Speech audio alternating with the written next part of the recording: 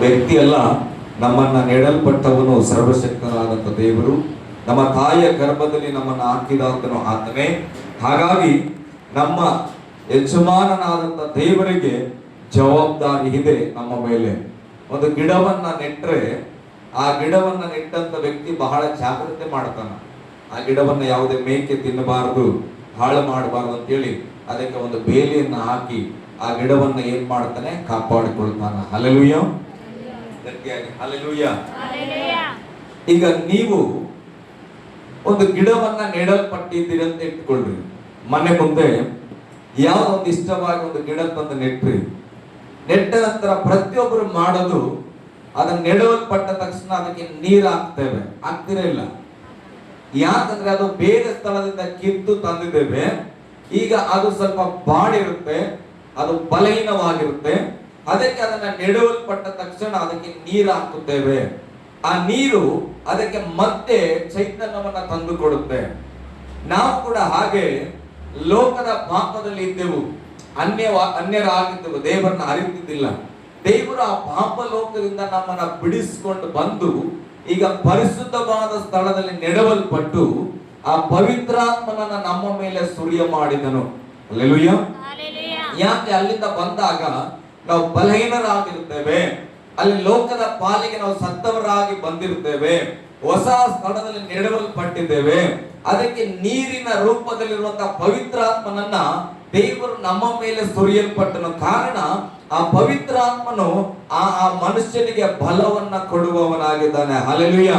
ಆ ನೀರು ಹೇಗೆ ತಿರುಗಿ ಬದುಕುವಂತೆ ಬಲಪಡಿಸುತ್ತದೋ, ಆ ಗಿಡದ ಮುಖದಲ್ಲಿ ನಗುವನ್ನ ತರುತ್ತದೋ, ಹಾಗೆ ಪವಿತ್ರಾತ್ಮನನ್ನ ದೇವರು ನನಗೆ ನಿಮಗೆ ಕೊಟ್ಟಿದ್ದು ನಾವು ಹಾಗೆ ಸಂತೋಷವಾಗಿ ಹೊಸ ಸ್ಥಳದಲ್ಲಿ ಹೊಸದಾದ ರೀತಿಯಲ್ಲಿ ಬೆಳೆಯಬೇಕೆಂಬುದಾಗಿ. ಹಲ್ಲೆಲೂಯಾ, ಗಟ್ಟಿಯಾಗಿ ಹಲ್ಲೆಲೂಯಾ. ನಿಮ್ಮ ಮನೆಯಲ್ಲಿ ಗಿಡ ಹಾಕಿದ್ರಿ, ಈಗ ಆ ಗಿಡ ಪ್ರಾರಂಭದಲ್ಲಿ ನೀರು ಹಾಕಿದ್ರಿ, ಆಮೇಲೆ ಏನ್ ಮಾಡ್ತೀರಿ, ಅದಕ್ಕೆ ಒಂದು ಕಟ್ಟಿಗೆಯನ್ನ ಸ್ವಲ್ಪ ಸಪೋರ್ಟ್ ಕೊಡ್ತೇವೆ. ನನಗೆ ತಿಳಿದ ಪ್ರಕಾರ ಆ ಗಿಡ ಬೇರು ಉರುವವರೆಗೆ ಏನಾಗಬಾರದು, ಬಿದ್ದು ಹೋಗಬಾರದು, ಬಾಗಿ ಹೋಗಬಾರದು, ಮುರಿದು ಹೋಗಬಾರದು ಅಂತೇಳಿ ಒಂದು ಕಟ್ಟಿಗೆಯನ್ನ ಅದಕ್ಕೆ ಸಪೋರ್ಟ್ ಮಾಡಿ ಏನ್ ಮಾಡ್ತೇವೆ, ಅದನ್ನ ನೀರು ಹಾಕಿ ಬೆಳೆಸಲಿಕ್ಕೆ ಪ್ರಾರಂಭ ಮಾಡ್ತೇವೆ. ಈಗ ಅದು ಸ್ವಲ್ಪ ಚಿಗುರೊಡಿದ್ದು ಚೆನ್ನಾಗಿ ಕಾಣಿಸುತ್ತೆ. ಚೆನ್ನಾಗಿ ಕಾಣಿಸಿದ ತಕ್ಷಣ ಮೇಕೆನೋ ದನನೋ ಕುರಿನೋ ಅದನ್ನ ತಿನ್ನಬೇಕೆಂಬುದಾಗಿ ಬರುತ್ತೆ. ಅದನ್ನ ಬಂದು ಒಂದು ಎರಡು ಎಲೆ ಕಿತ್ಕೊಂಡು ಹೋಗ್ಬಿಡ್ತು ಅಂತ ಇಟ್ಕೊಂಡು ಅವಾಗ ಏನ್ ಮಾಡ್ತೇವೆ, ಅದಕ್ಕೆ ಸುತ್ತ ಒಂದು ಸಣ್ಣ ಕಟ್ಟಿಗೆಯಲ್ಲಿ ಬೇಲಿಯನ್ನ ನಾವು ಮಾಡ್ತೇವೆ. ಕಾರಣ ಅದನ್ನ ಯಾವುದೇ ಹೊರಗಿನ ಪ್ರಾಣಿಗಳು ಬಂದು ಹಾಳು ಮಾಡಬಾರದು. ಹಲ್ಲೆಲೂಯಾ. ಹಾಗೆಯೇ ಆ ಮರದ ಹಾಗೆ ದೇವರು ನಮ್ಮನ್ನ ನೆಡವಲ್ಪಟ್ಟ ಮೇಲೆ ನಮಗೆ ಪವಿತ್ರಾತ್ಮನನ್ನ ಕೊಟ್ಟು ಆ ಪವಿತ್ರಾತ್ಮ ನಮ್ಮನ್ನ ಬೆಳೆಸುವಂತೆ ಮಾಡಿ, ಆಗಲೂ ಕೂಡ ಕೆಲವು ಸಾರಿ ನಾವು ಬೆಳೆದಾಗ, ಸೌಂದರ್ಯವಂತರಾದಾಗ, ಅಭಿವೃದ್ಧಿ ಆದಾಗ, ಬಲವುಳ್ಳವರಾಗಿ ಬಂದಾಗ ಲೋಕದ ಸಮಸ್ಯೆಗಳು, ಲೋಕದ ಆಸೆಗಳು ಅವು ನಮ್ಮನ್ನ ಅಟ್ರಾಕ್ಷನ್ ಮಾಡುತ್ತೆ, ಬೀಳಿಸ್ಲಿಕ್ಕೆ, ನಾಶಪಡಿಸ್ಲಿಕ್ಕೆ. ಅದಕ್ಕಾಗಿಯೇ ದೇವರು ಏನ್ ಮಾಡಿದನು, ವಾಕ್ಯವನ್ನ ನಮಗೆ ಕೊಟ್ಟನು. ಧರ್ಮೋಪದೇಶವನ್ನ ನಮಗೆ ಕೊಡಲ್ಪಟ್ಟ ಉದ್ದೇಶ ಏನು, ಸತ್ಯವೇದವನ್ನ ಯಾಕೆ ದೇವರು ಬರೆಯಲ್ಪಟ್ಟನು, ಈ ಬೈಬಲ್ ಅನ್ನ ಯಾಕೆ ನಮ್ಮ ಕೈಗೆ ಕೊಡಲ್ಪಟ್ಟನು ಅಂದ್ರೆ, ಈ ಲೋಕದಿಂದ ಬರತಕ್ಕಂತ ಆ ಮೇಕೆಯ ಹಾಗೂ ಹಸುವಿನ ಹಾಗೂ ಗಿಡವನ್ನ ಹೇಗೆ ತಿನ್ನುತ್ತವೋ ಹಾಗೆ ಲೋಕದ ಕಾರ್ಯಗಳು ನಮ್ಮನ್ನ ತಿನ್ನುವುದಕ್ಕೆ ಬರುವಾಗ ಈ ವಾಕ್ಯದಿಂದ ನಾವು ರಕ್ಷಣೆ ಮಾಡಿಕೊಳ್ಳಬೇಕು. ಹಲ್ಲೆಲೂಯಾ. ಈ ವಾಕ್ಯವು ನಮಗೆ ಬೇಲಿಯಾಗಿದೆ. ಹೇಗೆ ಈ ವಾಕ್ಯ ಕಾರ್ಯ ಮಾಡುತ್ತದೆ, ಯಾವುದೋ ಒಂದು ಹಣದ ಆಸೆ ನನಗೆ ಬರುವಾಗ ವಾಕ್ಯವು ನಮ್ಮ ಸಂಗಡ ಇರುವುದಾದ್ರೆ, ವಾಕ್ಯವು ನಮ್ಮ ಸುತ್ತುವರಿದಿರುವುದಾದ್ರೆ, ಆ ವಾಕ್ಯ ಹೇಳುತ್ತೆ ಹಣದ ಆಸೆಯು ಸಕಲ ವಿಧವಾದ ಕೆಟ್ಟತನಕ್ಕೆ ಮೂಲವಾಗಿದೆ. ಹಲ್ಲೆಲೂಯಾ. ಈ ವಾಕ್ಯ ನಮ್ಮನ್ನ ಎಚ್ಚರಿಸುತ್ತೆ, ನಾನು ಹಣದ ಕಡೆಗೆ ಮನಸ್ಸು ಮಾಡುವುದಿಲ್ಲ. ಹಾಗಾದ್ರೆ ಈ ವಾಕ್ಯವು ನನ್ನಲ್ಲಿ ಇಲ್ಲದೆ ಹೋದ್ರೆ, ಹಣಕ್ಕೆ ಆಸೆ ಪಟ್ಟು ಆ ಸ್ಥಳವನ್ನ ಬಿಟ್ಟು ನಾನು ಹೊರಗೆ ಹೋದಾಗ ಆ ಹಣವೆಂಬತಕ್ಕಂಥದ್ದು ನನ್ನನ್ನ ಮೇದು ತಿಂದು ಬಿಡುವಂತದಾಗಿದೆ. ಹಲ್ಲೆಲೂಯಾ, ಗಟ್ಟಿಯಾಗಿ ಹಲ್ಲೆಲೂಯಾ. ನಾವು ದೇವರಿಂದ ನೆಡವಲ್ಪಟ್ಟ ಸಸಿಗಳಾಗಿದ್ದೇವೆ. ದೇವರು ಪವಿತ್ರಾತ್ಮನಿಂದ ನಮ್ಮನ್ನ ಅಭಿಷೇಕ ಮಾಡಿದ್ದಾನೆ. ದೇವರು ವಾಕ್ಯದಿಂದ ನಮ್ಮನ್ನ ಪ್ರೊಟೆಕ್ಟ್ ಮಾಡಿಕೊಳ್ಳಿಕ್ಕೆ ಹೇಳಿದ್ದಾನೆ. ಎಫೆಸದವರಿಗೆ ಬರೆದ ಪತ್ರಿಕೆಯಲ್ಲಿ 6ನೇ ಅಧ್ಯಾಯದಲ್ಲಿ ಗಮನಿಸ್ತೇವೆ, ವಾಕ್ಯವು ಕತ್ತಿಯಾಗಿದೆ.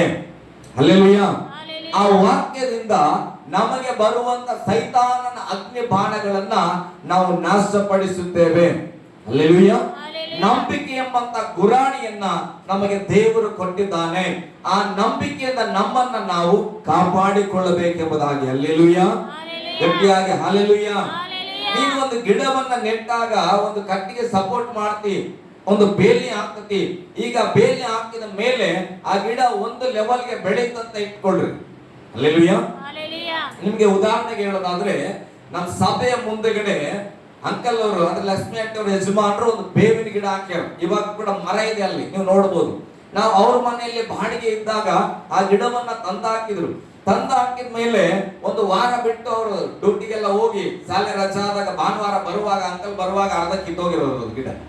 ಅಲ್ಲೇವಿಯ ಬೇವಿನ ಮರ ಗಿಡ ಕಿತ್ತೋಗಿರೋದು. ಮತ್ತೆ ಅದನ್ನ ರೆಡಿ ಮಾಡ್ತಾ ಇದ್ರು. ಅವ್ರು ಹೇಳ್ತಾರೆ, ಸರ್ ಸ್ವಲ್ಪ ಈ ಕಡೆ ನೋಡ್ಕೊಳ್ರಿ, ಯಾರೋ ಈ ಗಿಡನ ಕಿತ್ತಾಕ್ತಾ ಇದ್ರೆ, ಸ್ವಲ್ಪ ಮಕ್ಳು ಯಾರಾದ್ರೂ ಬಂದ್ರೆ ಸ್ವಲ್ಪ ಗದರಿಸ್ರಿ ಅಂತ.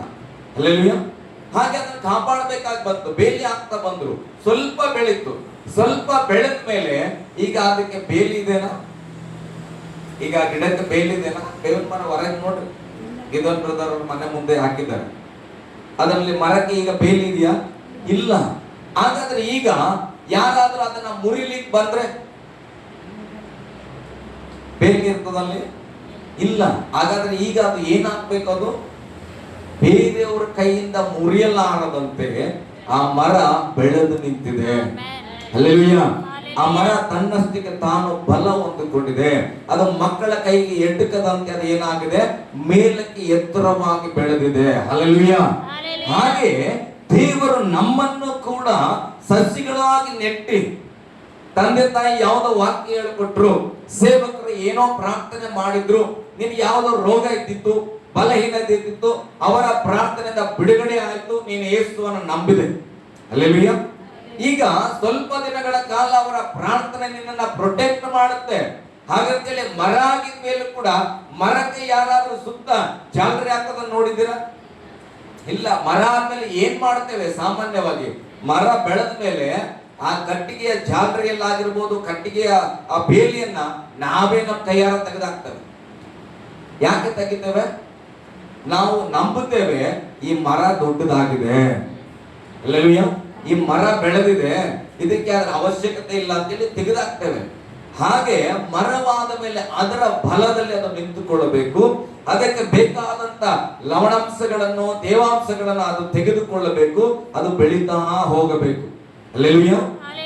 ಈಗ ನಮ್ಮ ಜಾಗಕ್ಕೆ ಬರೋದಾದ್ರೆ ದೇವರು ನಮ್ಮನ್ನ ನೆಡಲ್ಪಟ್ಟನು, ಪವಿತ್ರಾತ್ಮನನ್ನು ಕೂಡ ಕೊಟ್ಟನು, ವಾಕ್ಯಗಳನ್ನು ಕೂಡ ಕೊಟ್ಟನು. ಪ್ರತಿ ಸಲ ಇವತ್ತು ನಾವು ಹೇಗೆ ಬದುಕ್ತಾ ಇದ್ವಿ ಅಂದ್ರೆ, ಇನ್ನ ಗಿಡಗಳೇ ಆಗಿದ್ದೇವೆ. ಅದಕ್ಕೆ ನಮಗೆ ಮತ್ತೊಬ್ರು ಪ್ರಾರ್ಥನೆ ಮಾಡಬೇಕು, ಮತ್ತೊಬ್ರು ವಾಕ್ಯ ಹೇಳಿಕೊಡ್ಬೇಕು, ಮತ್ತೊಬ್ರು ನಮಗಾಗಿ ಉಪವಾಸ ಮಾಡಬೇಕು. ನಾವು ಪದೇ ಪದೇ ಮುರಿದು ಹೋಗ್ತಲೇ ಇರ್ತೇವೆ. ಅದಕ್ಕೆ ಮತ್ತೆ ಮತ್ತೆ ಕಟ್ಟಿಗೆಯನ್ನ ಕೊಡ್ತಲೇ ಇರಬೇಕು ಅನ್ನೋದಾದ್ರೆ ಆ ಗಿಡವನ್ನ ನೆಟ್ಟ ಯಜಮಾನನಿಗೆ ಸಂತೋಷ ಇಲ್ಲ. ಹಲ್ಲೆಲೂಯಾ. ಗಟ್ಟಿಯಾಗಿ ಹಲ್ಲೆಲೂಯಾ.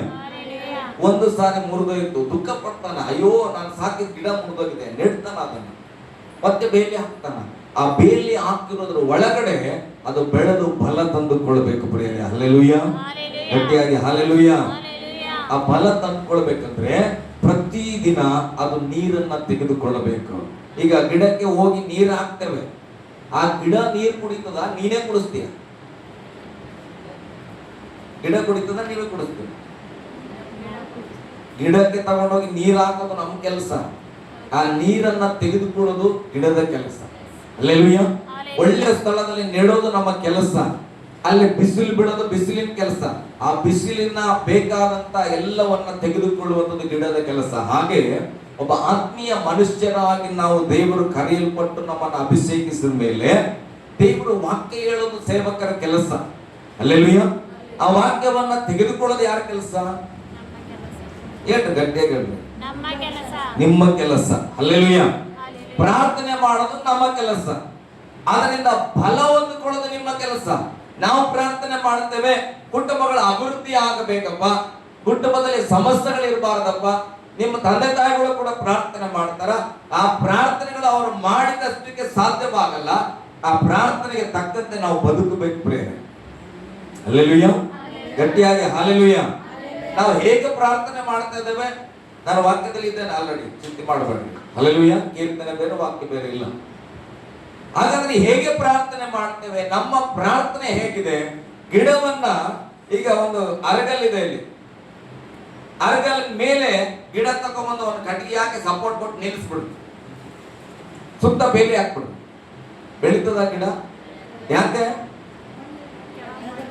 ಏನಿಲ್ಲ, ಮಣ್ಣಿಲ್ಲ. ಮಣ್ಣಂತರ ಕೂಡ ತಗೊಂಡೋಗಿ ಮೇಲೆ ಹಾಕಿ ಒಂದು ಕಟ್ಟಿಗೆ ಇಟ್ಬಿಡ್ರಿ, ಬೆಳೀತದ? ಏನ್ ಮಾಡ್ಬೇಕಾದ್ರೆ ಮಣ್ಣಿನ ಒಳಗೆ ಹೂಳುತ್ತೇವೆ. ಹೂಳಿದ ಮೇಲೆ ಆ ಗಿಡ ಏನ್ ಮಾಡುತ್ತೆ, ತನ್ನ ಬೇರುಗಳನ್ನ ಒಳಗೆ ಒಳಗೆ ಎಷ್ಟು ಮಟ್ಟಿಗೆ ಅದು ಆಳವಾಗಿ ಇಳಿಸುತ್ತೋ ಅಷ್ಟು ಆಳವಾಗಿ ಅದು ಬೆಳಿಲಿಕ್ಕೆ ಸಾಧ್ಯವಾಗುತ್ತೆ. ಹಲ್ಲೆಲೂಯಾ. ಮೇಲೆ ನೆಡವಲ್ಪಟ್ವೆ ಅಂತ ಇಟ್ಕೊಳ್ರಿ, ಸ್ವಲ್ಪ ಬೆಳೀತು, ಮರ ಆಯ್ತು. ಮೊನ್ನೆ ಎಲ್ಲ ಗಾಳಿ ಬೀಸ್ತಲ್ಲ, ಹಂಗೆ ಗಾಳಿ ಬೀಸಿದ್ರೆ ಬೆಳಿಗ್ಗೆ ಎದ್ದು ಬಂದು ನೋಡಿದ್ರೆ ಏನಾಗಿರ್ತದೆ, ಮರ ಮಕ್ಕಂಡಿರ್ತದೆ. ಹಲ್ಲೆಲೂಯಾ. ಇವತ್ತು ಅನೇಕ ದೇವರ ಮಕ್ಕಳ ಜೀವಿತ ಹೀಗೆ. ದೇವರನ್ನ ನಂಬಿಲ್ಲ ಅಂತಲ್ಲ, ನಂಬಿದಾನೆ. ಪ್ರಾರ್ಥನೆ ಮಾಡಲ್ಲ ಅಂತಲ್ಲ, ಪ್ರಾರ್ಥನೆ ಮಾಡ್ತಾನೆ. ವಾಕ್ಯ ಓದಲ್ಲ ಅಂತಲ್ಲ, ವಾಕ್ಯ ಓದ್ತೇವೆ, ಆದ್ರೆ ಆಳವಾಗಿ ಇಲ್ಲ ನಮ್ಮ ಪ್ರಾರ್ಥನೆ. ಹಲ್ಲೆಲೂಯಾ. ಆಳವಾದ ನಂಬಿಕೆ ಇಲ್ಲ. ಅದಕ್ಕೆ ಪೇತ್ರನನ್ನ ದೇವರು ಸಮುದ್ರದಲ್ಲಿ ನಡೆಸುವಾಗ ಹೇಳ್ತಾನೆ, ಏನಂತ? ನಿನ್ನ ಬಲೆಯನ್ನ ಆಳವಾದ ಸ್ಥಳಕ್ಕೆ ಹಾಕಪ್ಪ. ಹಲ್ಲೆಲೂಯಾ. ಮೇಲ್ಮೇಲೆ ಹುಡುಕಿರ್ಬೇಕೇನೋ, ಈಗ ಆಳವಾದ ಸ್ಥಳಕ್ಕೆ ಹಾಕು. ನಮ್ಮ ನಂಬಿಕೆ, ನಮ್ಮ ಪ್ರಾರ್ಥನೆ, ನಮ್ಮ ಪರಿಶುದ್ಧತೆಯನ್ನ ಆಳವಾದ ಸ್ಥಳಕ್ಕೆ ನಾವು ನಡೆಸಬೇಕಾಗಿದೆ. ಹಲ್ಲೆಲೂಯಾ. ಮೇಲ್ಮೇಲೆ ಚೆನ್ನಾಗಿ ಬೆಳೆಬಿಡ್ತೇವೆ, ಜಬ ಜಬ ಜಬ ಅಂತ ಬೆಳಿತೇವೆ. ಆಮೇಲೆ ಅಂದ್ರೆ ಸರಿಯಾದ ಗಾಳಿ ಬೀಸಿದ್ರೆ ಏನಾಗ್ತವೆ, ಬಿದ್ದು ಹೋಗ್ತೇವೆ. ಹಲ್ಲೆಲೂಯಾ. ಗಟ್ಟಿಯಾಗಿ ಹಲ್ಲೆಲೂಯಾ. ಅದಕ್ಕೆ ತಡವಾದ್ರೂ ಪರವಾಗಿಲ್ಲ, ಮೊದಲು ಬೇರನ್ನ ಚೆನ್ನಾಗಿ ಬಿಡಬೇಕು. ಬೇರನ್ನ ಚೆನ್ನಾಗಿ ಬಿಡಬೇಕು. ನಾನು ಒಂದ್ಸಾರಿ ನಿಮ್ಗೆ ಹೇಳಿದ್ದೇನೆ, ಲೆಬನೋನಿನ ದೇವದಾರ ವೃಕ್ಷ ಎಂಬುದಾಗಿ.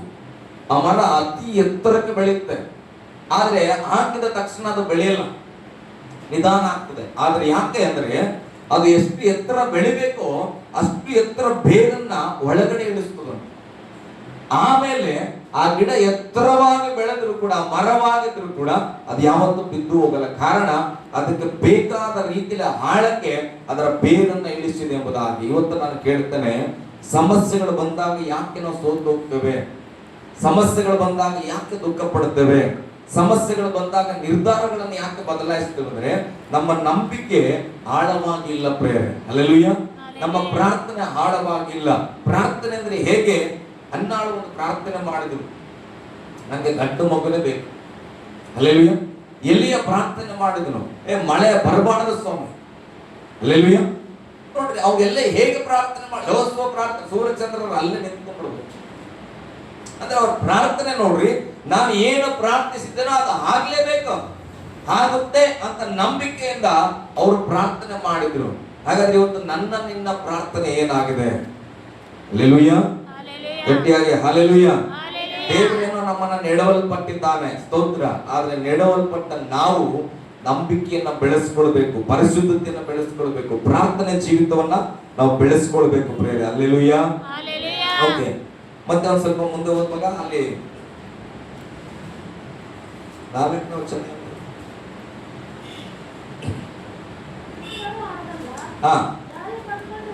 ಹಿಂದಿನ ವಚನ. ಅವನು ನೀರಿನ ಕಾಲುವೆಗಳಲ್ಲಿ ಬಳಿಯಲ್ಲಿ ಬೆಳೆದಿರುವ ಮರದ ಆಗಿರುವನು. ಅಂತ ಮರವು ತಕ್ಕ ಕಾಲದಲ್ಲಿ ಫಲ ಕೊಡುತ್ತದಲ್ಲ, ಅದರ ಎಲೆ ಬಾಡುವುದೇ ಇಲ್ಲ. ಆದ್ದರಿಂದ ದುಷ್ಟರು ನ್ಯಾಯ ವಿಚಾರಣೆಯಲ್ಲಿಯೂ ಪಾಪಾತ್ಮರು ನೀತಿವಂತರ ಸಭೆಯಲ್ಲಿಯೂ ನಿಲ್ಲುವುದಿಲ್ಲ. ನಾವು ಈಗ ಸಭೆಯಲ್ಲಿ ಇದ್ದೇವಾ ಇಲ್ಲ? ಹಾಗಾದ್ರೆ ನಾವು ಸಭೆಯಲ್ಲಿ ಇದ್ದೇವೆ ಅಂದ್ರೆ ನಾವು ನೀತಿವಂತರಂತ ಅರ್ಥ. ಬೈಬಲ್ ಸ್ಪಷ್ಟವಾಗಿ ಹೇಳುತ್ತದೆ, ಪಾಪಾತ್ಮರು ನೀತಿವಂತರ ಸಭೆಯಲ್ಲಿ ನಿಲ್ಲಕ್ಕೆ ಆಗಲ್ಲ. ಎಲ್ಲರೂ ನಾನು ನಂಬಿದ್ದೇನೆ ದೇವರನ್ನ ಅನ್ಬೋದು, ನಾನು ಕ್ರೈಸ್ತನ ಅಂತ ಹೇಳ್ಬೋದು, ನಾನು ಪಾಸ್ಟರ್ ಅಂತ ಹೇಳ್ಬೋದು, ನಾನು ಬಿಷಪ್ ಅಂತ ಹೇಳ್ಬೋದು, ನಾನು ಲೀಡರ್ ಅಂತ ಹೇಳ್ಬೋದು, ನಾನು ಲೈನ್ ಮ್ಯಾನ್ ಅಂತ ಹೇಳ್ಬೋದು, ಏನೋ ಅಂತ ಹೇಳ್ಬೋದು. ಹಲ್ಲೆಲೂಯಾ. ಇದೆಲ್ಲ ಅಂತ ನಮಗೆ ಕೊಡಲ್ಪಟ್ಟಂತ ಬಿರುದುಗಳು. ನಾನು ಬಿಷಪ್ ಇದ್ದೇನ್ರಿ, ಸ್ತೋತ್ರ. ನಾನು ಡೆಲಿಗೇಟ್ ಇದ್ದೇನ್ರಿ, ಸ್ತೋತ್ರ. ನಾನು DS ಇದ್ದೇನ್ರಿ, ಪರವಾಗಿಲ್ಲ, ಸ್ತೋತ್ರ, ಒಳ್ಳೇದು. ಇದು ಯಾವ ನಾಮಧೇಯಗಳು ಕೂಡ ನೀತಿವಂತರ ಸಭೆಯಲ್ಲಿ ನಿಲ್ಲಿಸೋದಿಲ್ಲ. ಬೈಬಲ್ ಹೇಳ್ತದೆ, ನೀನು ಬಿಷಪ್ ಆಗಿರಬಹುದು, ಪರಿಶುದ್ಧತೆ ಇಲ್ಲದೆ ಹೋದ್ರೆ ನೀತಿವಂತರ ಸಭೆಯಲ್ಲಿ ನಿಲ್ಲಕ್ಕಾಗಲ್ಲ. ಹಲ್ಲೆಲೂಯಾ, ಗಟ್ಟಿಯಾಗಿ ಹಲ್ಲೆಲೂಯಾ. ಅದಕ್ಕೆ ಬೈಬಲ್ ಸ್ಪಷ್ಟವಾಗಿ ಹೇಳ್ತದೆ, ಸ್ವಾಮಿ ಸ್ವಾಮಿ ಎನ್ನುವರೆಲ್ಲ ಪರಲೋಕಕ್ಕೆ ಸೇರಲ್ಲ. ಯಾರು ತಂದೆಯ ಚಿತ್ತದಂತೆ ನಡೀತಾರೋ ಅವರು ಪರಲೋಕ ರಾಜ್ಯವನ್ನು ಸೇರೋದು. ಬೆಳಗ್ಗೆ ಎದ್ದರೆ ಅಪ್ಪ ಏಸಪ್ಪ ಅಂತ ನಾನು ಹೊರಗೆ ಹೋಗಲ್ರಿ, ಏಸಪ್ಪ ಅನ್ನತ್ತೆ ನಾನು ಕೆಲಸ ಮಾಡಲ್ರಿ, ಏಸಪ್ಪ ಅನ್ನತ್ತೆ ನಾನು ಊಟ ಮಾಡಲ್ರಿ, ಏಸಪ್ಪ ಅಂತ ಕರೆಕ್ಟ್ ಎಲ್ಲದಕ್ಕೆ ಏಸಪ್ಪನ್ನೇ ಬಳಸ್ತೀಯ. ಹಲ್ಲೆಲೂಯಾ. ಏಸಪ್ಪ ಇದೊಂದ್ಸಾರಿ ಸಂಸಪ್ಪ ಅಂತ ಬ್ರಾಂದಿ ಕೂಡ ಕುಡಿತೀವಿ. ಹಲ್ಲೆಲೂಯಾ. ಅದನ್ನ ಏಸಪ್ಪನ ಹೆಸರಲ್ಲೇ ಮಾಡ್ತೀವಿ. ನಡೀತದ? ಹೇಳಿ ಎಲ್ಲ ಏಸಪ್ಪನ ಹೆಸರು ಹೇಳಿದ್ರೆ ಏನು ಮಾಡಲ್ಲ. ಕೆಲವರು ಹೇಳ್ತಾರೆ ನನಗೆ, ಸಾರ್ ನಾವು ಯೇಸು ಸ್ವಾಮಿ ಹೆಸರು ಹೇಳಿದ್ರೆ ಏನು ಮಾಡಂಗಿಲ್ಲ. ಹಲ್ಲೆಲೂಯಾ. ಯೇಸು ಸ್ವಾಮಿ ಹೆಸರು ಹೇಳದೆ ಏನು ಮಾಡಂಗಿಲ್ಲ, ಒಳ್ಳೇದು, ಬಹಳ ಸಂತೋಷ. ಆದ್ರೆ ವಾಕ್ಯದಂತೆ ನಡೀತಾ ಇದೆ. ಬೈಬಲ್ ಹೇಳಿದ ಪಾಪಾತ್ಮನ ಆಲೋಚನೆ ಮಾಡದೆ, ಅವರ ಮಾರ್ಗದಲ್ಲಿ ನಿಂತುಕೊಳ್ಳದೆ, ಅವರ ಸಂಗಡ ಕೂತುಕೊಳ್ಳದೆ, ಅವರ ಯಾವುದೇ ಸ್ವಭಾವಗಳ ಅಂಟಿಸಿಕೊಳ್ಳದೆ ಬದುಕಬೇಕು. ಇದು ದೇವರ ಆಜ್ಞೆ. ನೀನು ನೀತಿವಂತನಾಗಿರ್ಬೇಕು, ಪರಿಶುದ್ಧನಾಗಿರ್ಬೇಕು, ಹೊಟ್ಟೆ ಕಿಚ್ಚಿರಬಾರದು, ಅಸೂಯೆ ಪಡಬಾರದು, ಪಾಪದ ಕೃತ್ಯಗಳನ್ನ ಮಾಡಬಾರದು, ಆಲೋಚನೆಯಲ್ಲಿ ತಪ್ಪಾಗಿರಬಾರದು. ಇದು ಯಾವುದನ್ನು ಮಾಡದೆ ಮಾತಿಗೆ ಏಸು ಏಸು ಅಂದ್ರೆ ಅಂತವ್ರು ನೋಡೇ ದೇವ್ರು ಹೇಳ್ತಾನ, ಸ್ವಾಮಿ ಸ್ವಾಮಿ ಎನ್ನವರೆಲ್ಲ ಪರಲೋಕಕ್ಕೆ ಬರ್ತಾನೆ ಅಂತ ನೆನೆಸಕ್ ಹೋಗ್ಬೇಡ್ರಿ. ಸ್ವಾಮಿ ನಾವು ದೇವ ಬಿಡಿಸಿವಲ್ಲ, ನಾವು ಪ್ರಸಂಗ ಮಾಡಿವಲ್ಲ, ನಾವು ಆರಾಧನೆ ಮಾಡಿವಲ್ಲ, ನಾವು ಕಾಣಿಕೆ ಕೊಟ್ಟಿವಲ್ಲ, ನಾವು ಚರ್ಚನೆ ಕಟ್ಟಿದ್ನಲ್ಲ, ಎಷ್ಟೋ ಜನಕ್ಕೆ ನಾನು ಹೆಲ್ಪ್ ಮಾಡಿದ್ನಲ್ಲ, ಎಲ್ಲ ಮಾಡಿದ್ಯಪ್ಪ, ಆದ್ರೆ ನೀನ್ ಯಾರೋ ನನಗೆ ಗೊತ್ತಿಲ್ಲ. ಸ್ವಾಮಿ ಏನ್ ಹೇಳ್ತಾರಂತ, ನೀನ್ ಯಾರೋ ನೀನ್ ಪರೀಕ್ಷೆನೇ ಇಲ್ಲ ಹೋಗಂತ. ಹಲ್ಲೆಲೂಯಾ. ಇಬ್ಬರು ವ್ಯಕ್ತಿಗಳು ಸಭೆಗೆ ಬಂದರು ಪ್ರೇರೆ ಪ್ರಾರ್ಥನೆಗಾಗಿ. ಒಬ್ಬ ಪರಿಚಯನು, ಒಬ್ಬ ಸಮಾರಿ. ಹೀಗೆ ಪ್ರಾರ್ಥನೆಗೆ ಬಂದಾಗ ಒಬ್ಬ ವ್ಯಕ್ತಿ ಸಭೆಯೊಳಗೆ ಹೋಗಿ ಗಟ್ಟಿ ಧ್ವನಿಯಿಂದ ಸ್ತೋತ್ರ ಮಾಡಿದನಂತ. ದೇವರೇ ನೀನು ಒಳ್ಳೆಯವನಪ್ಪ, ಹಂಗೆ ಹಿಂಗೆ ಎಲ್ಲ ಹೇಳಿ ಆತನ ಪ್ರಾರ್ಥನೆ ಮಾಡಿದ. ನಾನು ಹೊರಗೆ ನಿಂತನಲ್ಲ, ಅವನ ತರ ಅಲ್ಲ. ಹಲ್ಲೆಲೂಯಾ. ಅವನ ತರ ನಾನಲ್ಲ, ನಾನು ಪ್ರಾರ್ಥನೆ ಮಾಡಿದ್ದೇನೆ, ನಂಬಿಗಸ್ತನಾಗಿದ್ದೇನೆ, ಉಪವಾಸದಲ್ಲಿದ್ದೇನೆ, ನಾನು ಎಲ್ಲವನ್ನ ಮಾಡಿದ್ದೇನೆ, ಗರ್ವದಲ್ಲಿ ಪ್ರಾರ್ಥನೆ ಮಾಡಿದ್ದೇನೆ.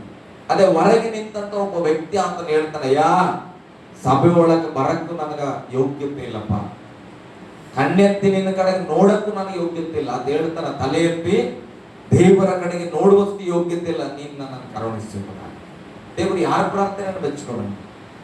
ಆ ಹೊರಗಿದ್ದ ವ್ಯಕ್ತಿಯ ಪ್ರಾರ್ಥನೆಯನ್ನು ಮೆಚ್ಚಿಕೊಂಡ್ರಿ. ಇವತ್ತು ನಾನು ಹೇಳ್ತೇನೆ, ನಾವು ಎಷ್ಟು ಪ್ರಾರ್ಥನೆ ಮಾಡ್ತಾ ಇದ್ದೇವೆ ಅನ್ನೋದಕ್ಕಿಂತ, ಎಷ್ಟು ಗಂಟೆ ಎಷ್ಟು ಜೋರಾಗಿ ಅನ್ನೋದಕ್ಕಿಂತ, ನಮ್ಮ ಪ್ರಾರ್ಥನೆ ಭಕ್ತಿಯಿಂದ ತುಂಬಿದೇನಾ, ತಗ್ಗಿಸಲ್ಪಡುವಿಕೆಯಿಂದ ತುಂಬಿದೇನಾ ಅಂತ ಹೇಳ್ತಾರಪ್ಪ. ನೀನು ನೋಡಕ್ಕೂ ನನಗೆ ಯೋಗ್ಯತೆ ಇಲ್ಲ ಸ್ವಾಮಿ.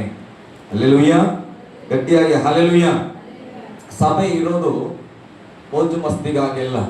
ಸಭೆ ಇರೋದೇನೋ ನಾನು ಸೇವಕ ಇಲ್ಲಿ ಬಂದು ಯಾವುದೋ ಒಂದು ವಾಕ್ಯ ಹೇಳಕ್ಕಾಗಿಲ್ಲ. ನೀವು ಸಭೆಯಲ್ಲಿ ನಾವು ನೋಡ್ತೇವೆ ವಿಶ್ವಾಸಿಗಳಂತೇವೆ. ಇವತ್ತಿನ ಪ್ರಸಂಗ ಟೀಚಿಂಗ್ ತರ ಇರಬಹುದು, ಚಿಂತೆ ಮಾಡಬೇಕು. ವಿಶ್ವಾಸಿಗಳಂತೇವೆ. ಏನಂತೇವೆ ಸಭೆಯಲ್ಲಿ ಎಲ್ಲರನ್ನ? ವಿಶ್ವಾಸಿಗಳು. ವಿಶ್ವಾಸಿಗಳಂದ್ರೆ ಏನು? ಯಾಕೆ ವಿಶ್ವಾಸಿ ಅಂತಾರ? ಎಲ್ಲಾದ್ರೂ ಹೋದ್ರೆ ಕೇಳ್ತಾರ, ಪಾಸ್ಟ್ರೆ ನಿಮ್ ಸಭೆಗೆ ಎಷ್ಟು ಜನ ವಿಶ್ವಾಸಿ ಬರ್ತಾರೆ? ನಾನು ಹೇಳ್ತೇನೆ, ನಮ್ಮ ಸಭೆಗೆ ಒಂದು 40 ರಿಂದ 50 ಜನ ರೀ, ಆದ್ರೆ ಅಟೆಂಡೆನ್ಸ್ ಯಾವಾಗ್ಲೂ 25 ರಿಂದ 30 ನಾವು ಇರ್ತೇವೆ. ಹಲ್ಲೆಲೂಯಾ. ವಿಶ್ವಾಸಿ ಅನ್ನೋ ಪದದ ಅರ್ಥ ಏನು? ನಂಬಿಗಸ್ತರು. ವಿಶ್ವಾಸಿ ಅಂದ್ರೆ ನಂಬಿಗಸ್ತರು. ಹಲ್ಲೆಲೂಯಾ. ಹಾಗಾದ್ರೆ ನಂಬಿಗಸ್ತರು ಅಂತ ಯಾರಿಗೆ ಹೇಳ್ತೀರಿ ನೀವು? ಕಾಮನ್ ಆಗಿ ಒಂದು ಜನರಲ್ ಆನ್ಸರ್. ಯಾರನ್ನಾರು ನೋಡಿ ಈತ ನಂಬಿಗಸ್ತ ಅನ್ಬೇಕಂದ್ರೆ ಯಾವಾಗ ಅಂತೀರಿ? ಅವ್ರ ಬಗ್ಗೆ ಸಂಪೂರ್ಣ ಮಾಹಿತಿ ನಮ್ಗೆ ಗೊತ್ತಿದ್ದಾಗ. ಏನಮ್ಮ? ಅವ್ರ ಬಗ್ಗೆ ನಮಗೆ ಸಂಪೂರ್ಣವಾಗಿ ಮಾಹಿತಿ ಗೊತ್ತಿದ್ದೆ. ಒಸಾಮ ಬಿನ್ ಲಾಡೆನ್, ವೀರಪ್ಪನ್, ಅವ್ರ ಬಗ್ಗೆ ಸರಿಯಾದ ಮಾಹಿತಿ ಗೊತ್ತು. ವೀರಪ್ಪನ್ ನಮ್ಮ ಬಂಡೀಪುರ ಕಾಡಲ್ಲಿ ಇರ್ತಾ ಇದ್ರು, ಕಳ್ತನ ಮಾಡ್ತಾ ಇದ್ರು, ದರೋಡೆ ಮಾಡ್ತಾ ಇದ್ರು, ಅದ್ರ ಬಗ್ಗೆ ಎಲ್ಲ ಗೊತ್ತು ಈಗ ನನಗೆ. ಹಾಗಂತ ನಂಬಿಗಸ್ತಾನೆ? ಮತ್ತೆ ಒಬ್ಬ ವ್ಯಕ್ತಿ ಬಗ್ಗೆ ಎಲ್ಲ ಪರಿಪೂರ್ಣವಾಗಿ ಗೊತ್ತಿದ್ರೆ ನಂಬಿಗಸ್ತಾನಲ್ಲ, ರಾಂಗ್ ಆಯ್ತು ಅನ್ಸ. ನಂಬಿಗಸ್ತರಂತ ಯಾವ್ದಕ್ಕೆ ಕರೀತೇವೆ? ಅವ್ರ ಬಗ್ಗೆ ಡೀಟೇಲ್ಸ್ ಗೊತ್ತಿರೋದನ್ನ ನಂಬಿಗಸ್ತಿಕೆ ಅನ್ನಕ್ಕಾಗಲ್ಲ. ಒಳ್ಳೆ ಒಂದು ಡೀಟೇಲ್ಸ್ ಒಳ್ಳೇದಾಗಿ ಗೊತ್ತಿರುತ್ತೆ, ಕೆಟ್ಟ ಒಂದು ಡೀಟೇಲ್ಸ್ ಕೆಟ್ಟದಾಗಿ ಗೊತ್ತಿರ್ತದೆ. ಅದೇನು ತಿಳುವಳಿಕೆ, ಅವರ ಬಗ್ಗೆ ತಿಳುವಳಿಕೆ ಮಾಹಿತಿ ಇದೆ ಅಂತ. ನಂಬಿಗಸ್ತಿಕೆ ಅಂದ್ರೆ ಏನು? ನಂಬಿಗಸ್ತನು. ಈಗ ನಿಮ್ ಬಗ್ಗೆ ಇದು, ನನ್ನ ಬಗ್ಗೆ ನಾನೊಬ್ಬ ವಿಶ್ವಾಸಿ ಅಂತ ಕರೀತೇವೆ. ವಿಶ್ವಾಸಿ ಅಂದ್ರೆ ಏನು? ನಂಬಿಗಸ್ತನು ಅಂತ ಏನು? ಒಂದು ಎಕ್ಸಾಂಪಲ್, 1000 ವಿಚಾರ ಇದ್ರೆ ತಲೆಗೆ ಯೋಚನೆ ಮಾಡಂಗಿಲ್ಲ ನೀವು. ಅದು ದೇವರನ್ನ ಹೇಗೆ ನಂಬಿಗಸ್ತರಾಯ್ತು ಅಂತ ನಾ ಸಿಂಪಲ್ ಆಗಿ ಹೇಳ. ಸಚಿನ್ ಹೇಳಿಸ್ ಸಚಿನ್ ನಿದ್ದೆ ಮಾಡಬೇಡ, ಸಿಟ್ಟು ಬರ್ಲಿಕ್ಕೆ ಬಾಯ್ಲಿ, ಇಲ್ಲಿ ಬಾರೋ, ಇಲ್ಲಿ ಬಾ,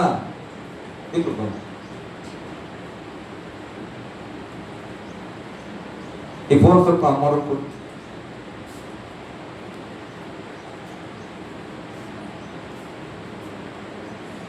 ನಾನೇನ್ ಹೇಳಿದೆ ಅವನಿಗೆ, ದೀಪು ಬಾ ಇಲ್ಲೇ ಅಂತ ಬಂದ. ಫೋನ್ ತಗೊಂಡಾಗ ಏನ್ ಮಾಡಂದೆ? ಇದು ನಂಬಿಗಸ್ತಿಕೆ. ನಾನು ಏನ್ ಹೇಳಿದ್ನೋ ಅದನ್ನ ಮಾಡ್ಯಾನ. ಅಕಸ್ಮಾತ್ ಅವನ್ ತಗೊಂಡೋಗಿ ಅದನ್ನ ಸ್ವಾತಿಗೆ ಕೊಟ್ಟಿದ್ರೆ ತಗೊಂಡ್ಬಂದ, ಅದು ನಂಬಿಗಸ್ತಿಕೆ ಅಲ್ಲ. ದಿನನಿತ್ಯ ಗೊತ್ತು ನಮ್ಮ ಮನಸ್ಸು ಹೆಂಗಂದ್ರೆ ಚೆನ್ನಾಗಿ ಬರ್ತದ. ಸಭೆಯಲ್ಲಿ ಏನಾದ್ರೂ ಕೇಳಿದ್ರೆ ಏನ್ ಮಾಡಂಗಿಲ್ಲ, ಆನ್ಸರ್ ಮಾಡಕ್ಕೆ ಕಷ್ಟಪಡ್ತದೆ. ಅಂದ್ರೆ ಹೇಳಿದ್ದನ್ನ ಕರೆಕ್ಟ್ ಆಗಿ ಚಾಚು ತಪ್ಪದೆ ಮಾಡುವ ವ್ಯಕ್ತಿಯನ್ನ ನಂಬಿಗಸ್ತ ಅಂತ ಕರೀತಾರೆ. ಹಾಗಾದ್ರೆ ಈಗ ಸದ್ಯಕ್ಕೆ ಸಚಿನ್ ನಂಬಿಗಸ್ತನಲ್ಲ. ಅಲ್ಲೆಲುಯ್ಯ. ಸಚಿನ್ ಇರ್ಲಿ, ತೆಂಡೂಲ್ಕರ್ ಇರ್ಲಿ, ಕರೆದಾಗ ಬಂದಿಲ್ಲ ಅಂದ್ರೆ ಏನನ್ನು ಸೂಚಿಸ್ತದೆ? ಅದು ಅವಿಧೇಯತೆ. ಅಲ್ಲೆಲುಯ್ಯ. ಗಟ್ಟಿಯಾಗಿ ಹಲ್ಲೆಲೂಯ. ಯೇಸು ಸ್ವಾಮಿನ ಹಿಂಬಾಲಿಸ್ಲಿಕ್ಕೆ ಬಂದಾಗ ಯೇಸು ಸ್ವಾಮಿ ಹೇಳ್ತಾರೆ, ಅಯ್ಯ ನನಗೆ ತಲೆ ತಿಂಬಿಡಕ್ಕೆ ಒಂದು ತಿಂಬಿ ಇಲ್ಲ, ಜೋಪಾನ ಮಾಡಿ ನನ್ನನ್ನ ಫಾಲೋ ಮಾಡ್ರಿ ಅಂತ.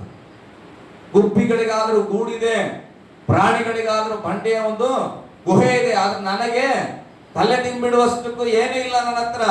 ಮನಸ್ಸಿದ್ರೆ ನನ್ನನ್ನು ಹಿಂಬಾಲಿಸಿ ಎಂಬುದಾಗೆ. ಹಾಗಾದ್ರೆ ಅವನನ್ನ ಹಿಂಬಾಲಿಸುವ ವ್ಯಕ್ತಿ ಏನಂದ್ರೆ, ಕರೆದಾಗ ಯಾಕೆ ಕರೆದಾರ ಅಂತ ಪ್ರಶ್ನೆ ಮಾಡಂಗಿಲ್ಲ. ನಿನ್ನ ಮನಸ್ಸಲ್ಲಿ ಯೋಚನೆ ಮಾಡಬಾರ್ದು, ಯಾಕೆ ಕರೆದಿರ್ಬೋದು, ನನ್ನನ್ನು ಕರೆದ ಅವಮಾನ ಮಾಡ್ತಾರೆ, ಮಾಡ್ಲಿ ಬಿಡು. ನಂಬಿಗಸ್ತಿಕೆ ಅಂದ್ರೆ ಕರೆದ ತಕ್ಷಣ ಬರೋದು ನಂಬಿಗಸ್ತಿಕೆ, ಬಂದ ನಂತರ ಏನೋ ಒಂದು ಕಾರ್ಯ ಹೇಳ್ತಾರೆ ಅದನ್ನ ಮಾಡೋದು ನಂಬಿಗಸ್ತಿಕೆ. ಹಾಗಾದ್ರೆ ನಾವೆಲ್ಲರೂ ವಿಶ್ವಾಸಿಗಳಂತ ಹೇಳ್ತಾ ಇದ್ದೇವೆ, ಯಾವುದ್ರಲ್ಲಿ ವಿಶ್ವಾಸದಲ್ಲಿದ್ದೇವೆ? ದೇವರು ಹೇಳ್ತಾನೆ ಎಲ್ಲ ಜನರಿಗಾಗಿ ಪ್ರಾರ್ಥಿಸ್ರಿ ಅಂತ. ಪ್ರಾರ್ಥನೆ ಮಾಡ್ತೇವ? ಫಸ್ಟ್ ದೇವರ ಹೃದಯ ಬಯಸುದೇನು? ಎಲ್ಲಾ ಜನರಿಗಾಗಿ ಪ್ರಾರ್ಥನೆ ಮಾಡಿ. ಮಾಡಿಲ್ಲ ಅಂದ್ರೆ ನಾವ್ ಹೆಂಗಪ್ಪ ವಿಶ್ವಾಸಿಗಳು? ಹೊಟ್ಟೆ ಕಿಚ್ಚು ಪಡಬೇಡ್ರಿ. 24 ತಾಸು ಅದೊಂದು ಬಿಟ್ಟು ಬೇರೆ ಆಗಿಲ್ಲ. ಮತ್ತೆ ಹೆಂಗೆ ನಾವು ವಿಶ್ವಾಸಿಗಳು? ನಾವು ಹೇಗೆ ದೇವರ ದೃಷ್ಟಿಯಲ್ಲಿ ವಿಶ್ವಾಸಿ ಅಂತ ಕನ್ಸಿಡರ್ ಆಗ್ತೇವೆ? ಅಲ್ಲೆಲೂಯ್ಯ. ಇನ್ನ ದೀಪು ನಾನು ಮೊಬೈಲ್ ತಗೊಂಡಾಗ ಮನೇಲಿ ಕೂಡ ಅಮ್ಮವ್ರಿಗೆ ಅಂದ್ರೆ ನಾನು ಇಲ್ಲಿದ್ದೆ ಅಂತ ಇಟ್ಕೊಡ್ರಿ. ಅಕಸ್ಮಾತ್ ಅವ್ರು ಹೋಗಿ ಸ್ವಾತಿ ಕೈಯಲ್ಲಿ ಕೊಟ್ಟಿದ್ರು ಕೂಡ ನನಗೆ ಕಾಣಂಗಿಲ್ಲ. ನಾನು ಅನ್ಕೊಂಡ್ಬಿಡ್ತಾನೆ, ದೀಪು ಮನೆಗೆ ಹೋಗಿ ಅಮ್ಮವ್ರ ಹತ್ರ ಕೊಡಂದ್ರೆ ಅಮ್ಮವ್ರ ಹತ್ರ ಕೊಟ್ಟಾರ ಅಂತ ನಂಬಿಬಿಡ್ತೇನೆ ನಾನು ಬೇಕು. ಆದ್ರೆ ದೇವರಿಗೆ ಮರೆಮಾಚಲಿಕೆ ಏನೂ ಆಗಲ್ಲ. ಹಾಗಾದ್ರೆ ಅಲ್ಲಿ ಹೋಗಿ ಸ್ವಾತಿ ಕೈಯಲ್ಲಿ ಕೊಟ್ಟಿದ್ರೆ ದೇವರು ಅದನ್ನ ನೋಡ್ತಾನ. ಹಲ್ಲೆಲೂಯ್ಯ. ಮನುಷ್ಯರ ಮುಂದೆ ನಾವು ನಂಬಿಗಸ್ತರಾಗಿರಕಾಯ್ತಾ ಇಲ್ಲ ಅಂದ್ರೆ ದೇವರ ಮುಂದೆ ಹೇಗೆ ನಾವು ನಂಬಿಗಸ್ತರಾಗಿದ್ದೇವೆ? ಯಾವ ಧೈರ್ಯದಲ್ಲಿ ನಾವು ಹೇಳ್ತೇವೆ ವಿಶ್ವಾಸಿಗಳು ಅಂತ? ಹಲ್ಲೆಲೂಯ್ಯ. ಅದಕ್ಕೆ ಬೈಬಲ್ ಹೇಳ್ತದೆ ನಂಬಿಕೆ ಬಹಳ ಪ್ರಾಮುಖ್ಯವಾದದ್ದು ದೇವರ ಜೀವಿತದಲ್ಲಿ. ದೇವರ ಮಕ್ಕಳ ಜೀವಿತದಲ್ಲಿ ಮೊದಲನೇ ಆದ್ಯತೆ ನಂಬಿಕೆ. ನಂಬಿಕೆ ಇಲ್ಲದೆ ದೇವರನ್ನ ಮೆಚ್ಚಿಸುವುದು ಅಸಾಧ್ಯ. ನಂಬಿಗಸ್ತನಾಗಿ ಇರದೆ ದೇವರ ರಾಜ್ಯವನ್ನ ಸೇರುವುದು ಅಸಾಧ್ಯ. ನಂಬಿಕೆ ಇಲ್ಲದೆ ದೇವರನ್ನ ಮೆಚ್ಚುಗೆ ಪಡಕ್ಕಾಗಲ್ಲ. ಅದೇ ರೀತಿಯಾಗಿ ನಂಬಿಗಸ್ತನಾಗಿ ಜೀವಿಸದೆ ಹೋದ್ರೆ ಪರಲೋಕ ರಾಜ್ಯವನ್ನ ಸೇರುವುದು ಅಸಾಧ್ಯವಾಗಿದೆ. ಅದಕ್ಕೆ ಬೈಬಲ್ ಹೇಳ್ತದೆ ಸ್ವಾಮಿ ಸ್ವಾಮಿ ಅಂತಾರಲ್ಲ, ಸರ್ ಏನ್ ಮಾಡ್ಬೇಕು ಸರ್, ಹಾ ಸರ್, ಹಾ ಸರ್, ಹಾ ಸರ್ ಅನ್ನೋರು ಬೇಕಾಗಿಲ್ಲ, ಮಾಡೋಗ್ಬೇಕು. ಅಲ್ಲೆಲೂಯ್ಯ. ಗಟ್ಟಿಯಾಗಿ ಅಲ್ಲೆಲೂಯ್ಯ. ಸಚಿನ್ ಅನೇಕ ಕೆಲಸಗಳನ್ನ ಮಾಡ್ತಾನ. ಅವಾಗ ನಿದ್ರೆಯಿಂದ ಹೊರಗೆ ಬಂದಿದ್ದು ಸ್ವಲ್ಪ ಗಡಿಬಿಡಿ ಆಗಲ್ಲ, ಚಿಂತೆ ಇಲ್ಲ. ಹಲ್ಲೆಲೂಯ್ಯ. ಆದ್ರೆ ಎಕ್ಸಾಂಪಲ್ ನಾನು ಹೇಳೋದು ನಿಜ. ಆ ಸಮಯದಲ್ಲಿ ದೇವರು ಬಂದ್ರೆ ಅವಿದ್ಯತೆ ಅನಿಸ್ತದೆ ದೇವರು. ಅಂದ್ರೆ 1 ಸೆಕೆಂಡ್ ಅಲ್ಲಿ ದೇವರು ಬಂದು ನಮ್ಮನ್ನ ಎತ್ಕೊಂಡು ಹೋಗ್ತಾನಂದ್ರೆ ನಾವೆಷ್ಟು ಜಾಗೃತಿಯಾಗಿರಬೇಕು. ಪಕ್ಕದಲ್ಲಿ ಕೈ ಕೊಟ್ಟಿಡ್ರಿ, ನಂಬಿಗಸ್ತರಾಗಿರಬೇಕು. ಎಲ್ಲ ವಿಷಯಗಳಲ್ಲಿ ಬೈಬಲ್ ಹೇಳ್ತದೆ, ಎಲ್ಲಾ ವಿಷಯಗಳಲ್ಲಿ ನಂಬಿಗಸ್ತರಾಗಿರ್ರಿ. ಒಂದಲ್ಲ ಎರಡಲ್ಲ, ಎಲ್ಲಾ ಸ್ಥಳದಲ್ಲಿಯೂ ಎಲ್ಲಾ ಸಮಯದಲ್ಲೂ ಎಲ್ಲಾ ವಿಷಯಗಳಲ್ಲಿಯೂ ನಂಬಿಗಸ್ತರಾಗಿ ಇರಬೇಕು. ಹಲ್ಲೆಲೂಯ್ಯ. ಗಟ್ಟಿಯಾಗಿ ಹಲ್ಲೆಲೂಯ್ಯ.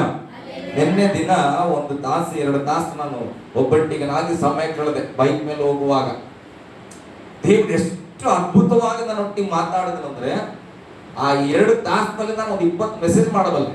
ಬೈಬಲ್ ನೋಡದೆ, ವಾಕ್ಯ ತೆಗೆದುಕೊಳ್ಳದೆ. ಹಲ್ಲೆಲೂಯಾ. ಅಂದ್ರೆ ದೇವರೊಟ್ಟಿಗೆ ವೈಯಕ್ತಿಕವಾದ ಸಮಯ ಕಳೆಯುವಾಗ ಹೇಗಿರ್ತದೆ ನೋಡಿ. ಬೈಕಲ್ಲಿ ಹೋಗ್ತಾ ನಾನು ಪ್ರಾರ್ಥನೆ ಮಾಡಿದೆ, ದೇವರೇ ದೇವರೇ ದೇವರೇ ಕೇಳುವಾಗ ಒಂದೊಂದು ಊರುಗಳನ್ನ ದಾಟದಂಗ ಅನೇಕ ವಿಷಯಗಳನ್ನ ದೇವರು ನನಗೆ ಕಲಿಸುತ್ತಾ ಹೋದನು. ಹಲ್ಲೆಲೂಯಾ. ಗಟ್ಟಿಯಾಗಿ ಹಲ್ಲೆಲೂಯಾ. ನಾವು ದೇವರು ನೆಡಲ್ಪಟ್ಟಂತ ಸಸಿಗಳು ಮರೆತು ಹೋಗ್ಬಾರ್ದು. ಯಾರು ನಮ್ಮನ್ನು ನೆಡಲ್ಪಟ್ಟಿದ್ದಾರೆ? ದೇವರು. ಗಟ್ಟಿಯಾಗಿ ದೇವರು ನೆಡಲ್ಪಟ್ಟ ಸಸಿಗಳಾಗಿದ್ದೇವೆ. ಹಲ್ಲೆಲೂಯಾ. ದೇವರು ನಂಬಿಗಸ್ತನು, ನಂಬಿಕೆಯ ಗಿಡಗಳನ್ನಾಗಿ ನಮ್ಮನ್ನು ನೆಡವಲ್ಪಟ್ಟಿದ್ದಾನೆ. ನಾವು ನಂಬಿಗಸ್ತರಾಗಿ ಬೆಳೆಯಬೇಕು. ದೇವರ ಪರಿಶುದ್ಧನು ಆ ಪರಿಶುದ್ಧವಾದ ಬೀಜದಿಂದ ನಮ್ಮನ್ನ ಸೃಷ್ಟಿ ಮಾಡಿ ನಮ್ಮನ್ನ ನೆಡವಲ್ಪಟ್ಟಿದ್ದಾನೆ. ನಾವು ಪರಿಶುದ್ಧವಾಗಿ ಬೆಳೆಯಬೇಕು. ಹಲ್ಲೆಲೂಯಾ.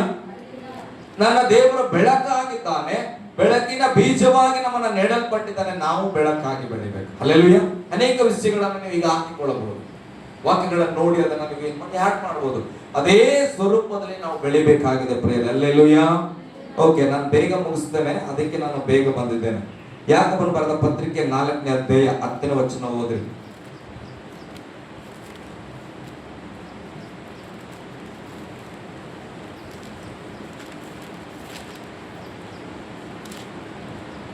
ಕರ್ತನ ಮುಂದೆ ನಿಮ್ಮನ್ನು ತಗ್ಗಿಸಿಕೊಳ್ಳಿರಿ, ಕರ್ತನ ಮುಂದೆ ನಿಮ್ಮನ್ನು ತಗ್ಗಿಸಿಕೊಳ್ಳಿರಿ, ಆಗ ಆತನು ನಿಮ್ಮನ್ನು ಮೇಲಕ್ಕೆ ತರುವನು. ಆಗ ಆತನ ನಿಮ್ಮನ್ನ ಮೇಲಕ್ಕೆ ತರುವನು. ಕರ್ತನ ಮುಂದೆ ತಗ್ಗಿಸಿಕೊಳ್ಳಿರಿ. ಹೇಳ್ರಿ, ಕರ್ತನ ಮುಂದೆ ತಗ್ಗಿಸಿಕೊಳ್ಳಿರಿ. ಕರ್ತನ ಎಲ್ಲಿದ್ದಾನೆ? ಎಲ್ಲಿದ್ದಾನೆ? ಸಾಧ್ಯ ಮಾಡಿ ಹುಷಾರ್. ನಮ್ಮನ್ನೇ ಅದಾನ. ಹಲ್ಲೆಲೂಯಾ. ಎಲ್ಲಿ ಅದಾನ? ನಮ್ಮಲ್ಲಿ ಅದಾನ. ಹಾಗಾದ್ರೆ ನಾವು ಎಲ್ಲಿ ತಗ್ಗಿಸ್ಕೋಬೇಕೀಗ? ಮೊದಲು ನಮ್ಮಲ್ಲಿ ತಗ್ಗಿಸ್ಕೋಬೇಕ್ರಿ. ನಮ್ಮಲ್ಲಿ ಮಕ್ಕಳು ಗರ್ವ ನಮಗೆ. ಹಲ್ಲೆಲೂಯಾ. ಕೆಲವು ಸರ್ ನನ್ನ ಮಾತು ನಾನೇ ಕೇಳಂಗಿಲ್ಲ, ನಾನು ಹಂಗೆ ನಾನು ಹಿಂಗೆ. ದೇವರು ವಾಕ್ಯ ಕರ್ತನ ಮುಂದೆ ನಿಮ್ಮನ್ನ ನೀವು ತಗ್ಗಿಸಿಕೊಳ್ಳ್ರಿ. ದೇವರು ನಿಮ್ಮ ಒಳಗೆ ಅದನಪ್ಪ. ಸಭೆಯಲ್ಲಿ ಮಾತ್ರ ಅಲ್ಲ. ಸಭೆ ಈ ಚರ್ಚಲ್ಲಿ ಇರೋದಾದ್ರೆ ಬಹಳ ಈಸಿ ಇತ್ತು ನಮ್ಗ. ಇಲ್ಲಿ ಬಂದಾಗ ಹಿಂಗ್ ಬರಬಹುದಿತ್ತು. ಆದ್ರೆ ದೇವರು ನಮ್ಮೊಳಗೆ ಅದನಂತ ಸಮಸ್ಯೆ. 24 ತಾಸು ನಮ್ ಸರಿನೇ ಅದನ. ನಮ್ ಸರಿ ತಿರುಗ್ತಾನ, ನಮ್ ಸರಿ ಮಕ್ಕೋತಾನ. ಹಲ್ಲೆಲೂಯಾ. ಆದ್ರೆ ನಾನು ದೇವ್ರು ನಿದ್ರಿಸಲ್ಲ. ನಮ್ಮ ಸಂಗಡಲ್ಲೇ ಇರ್ತಾನ, ಆದ್ರೆ ಏನ್ ಮಾಡಲ್ಲ? ನಿದ್ರೆ ಮಾಡಲ್ಲ. ಹಲ್ಲೆಲೂಯಾ. ಹಾಗಾದ್ರೆ ಆತನ ಮುಂದೆ ತಗ್ಗಿಸಲ್ಪಡಬೇಕಂದ್ರೆ ನಿನ್ನ ಶಾರೀರದಲ್ಲಿ ಜೀವಿಸುವಂತ ಎಲ್ಲಾ ಕ್ಷಣಗಳಲ್ಲೂ ನಿನ್ನ ಜೀವಿತ ತಗ್ಗಿಸಲ್ಪಟ್ಟಂತೆ ಇರಬೇಕು. ಇಲ್ಲಿ ತಗ್ಗಿಸಲ್ಪಡ್ತೇನೆ, ಅಲ್ಲಿ ಗರ್ವ ಪಡ್ತೇನೆ, ಇಲ್ಲಿ ತಗ್ಗಿಸಲ್ಪಡ್ತೇನೆ, ಹೊರಗೆ ಬೇರೆ ರೀತಿಯಾಗಿರ್ತೇನೆ, ಅದಲ್ಲ. ಬೈಬಲ್ ಹೇಳ್ತದೆ, ದೇವರ ಮುಂದೆ ತಗ್ಗಿಸಲ್ಪಡುವ ವ್ಯಕ್ತಿ ತಕ್ಕ ಸಮಯದಲ್ಲಿ ದೇವರೇ ಆತನ ಮೇಲಕ್ಕೆ ತರುವವನಾಗಿದ್ದಾನೆ. ಹಲ್ಲೆಲೂಯಾ. ಗಟ್ಟಿಯಾಗಿ ಹಲ್ಲೆಲೂಯಾ. ಮತ್ತಾಯ 23:12 ಹೋದ್ರಿ ಹಾಗೆ ಬೇಗ.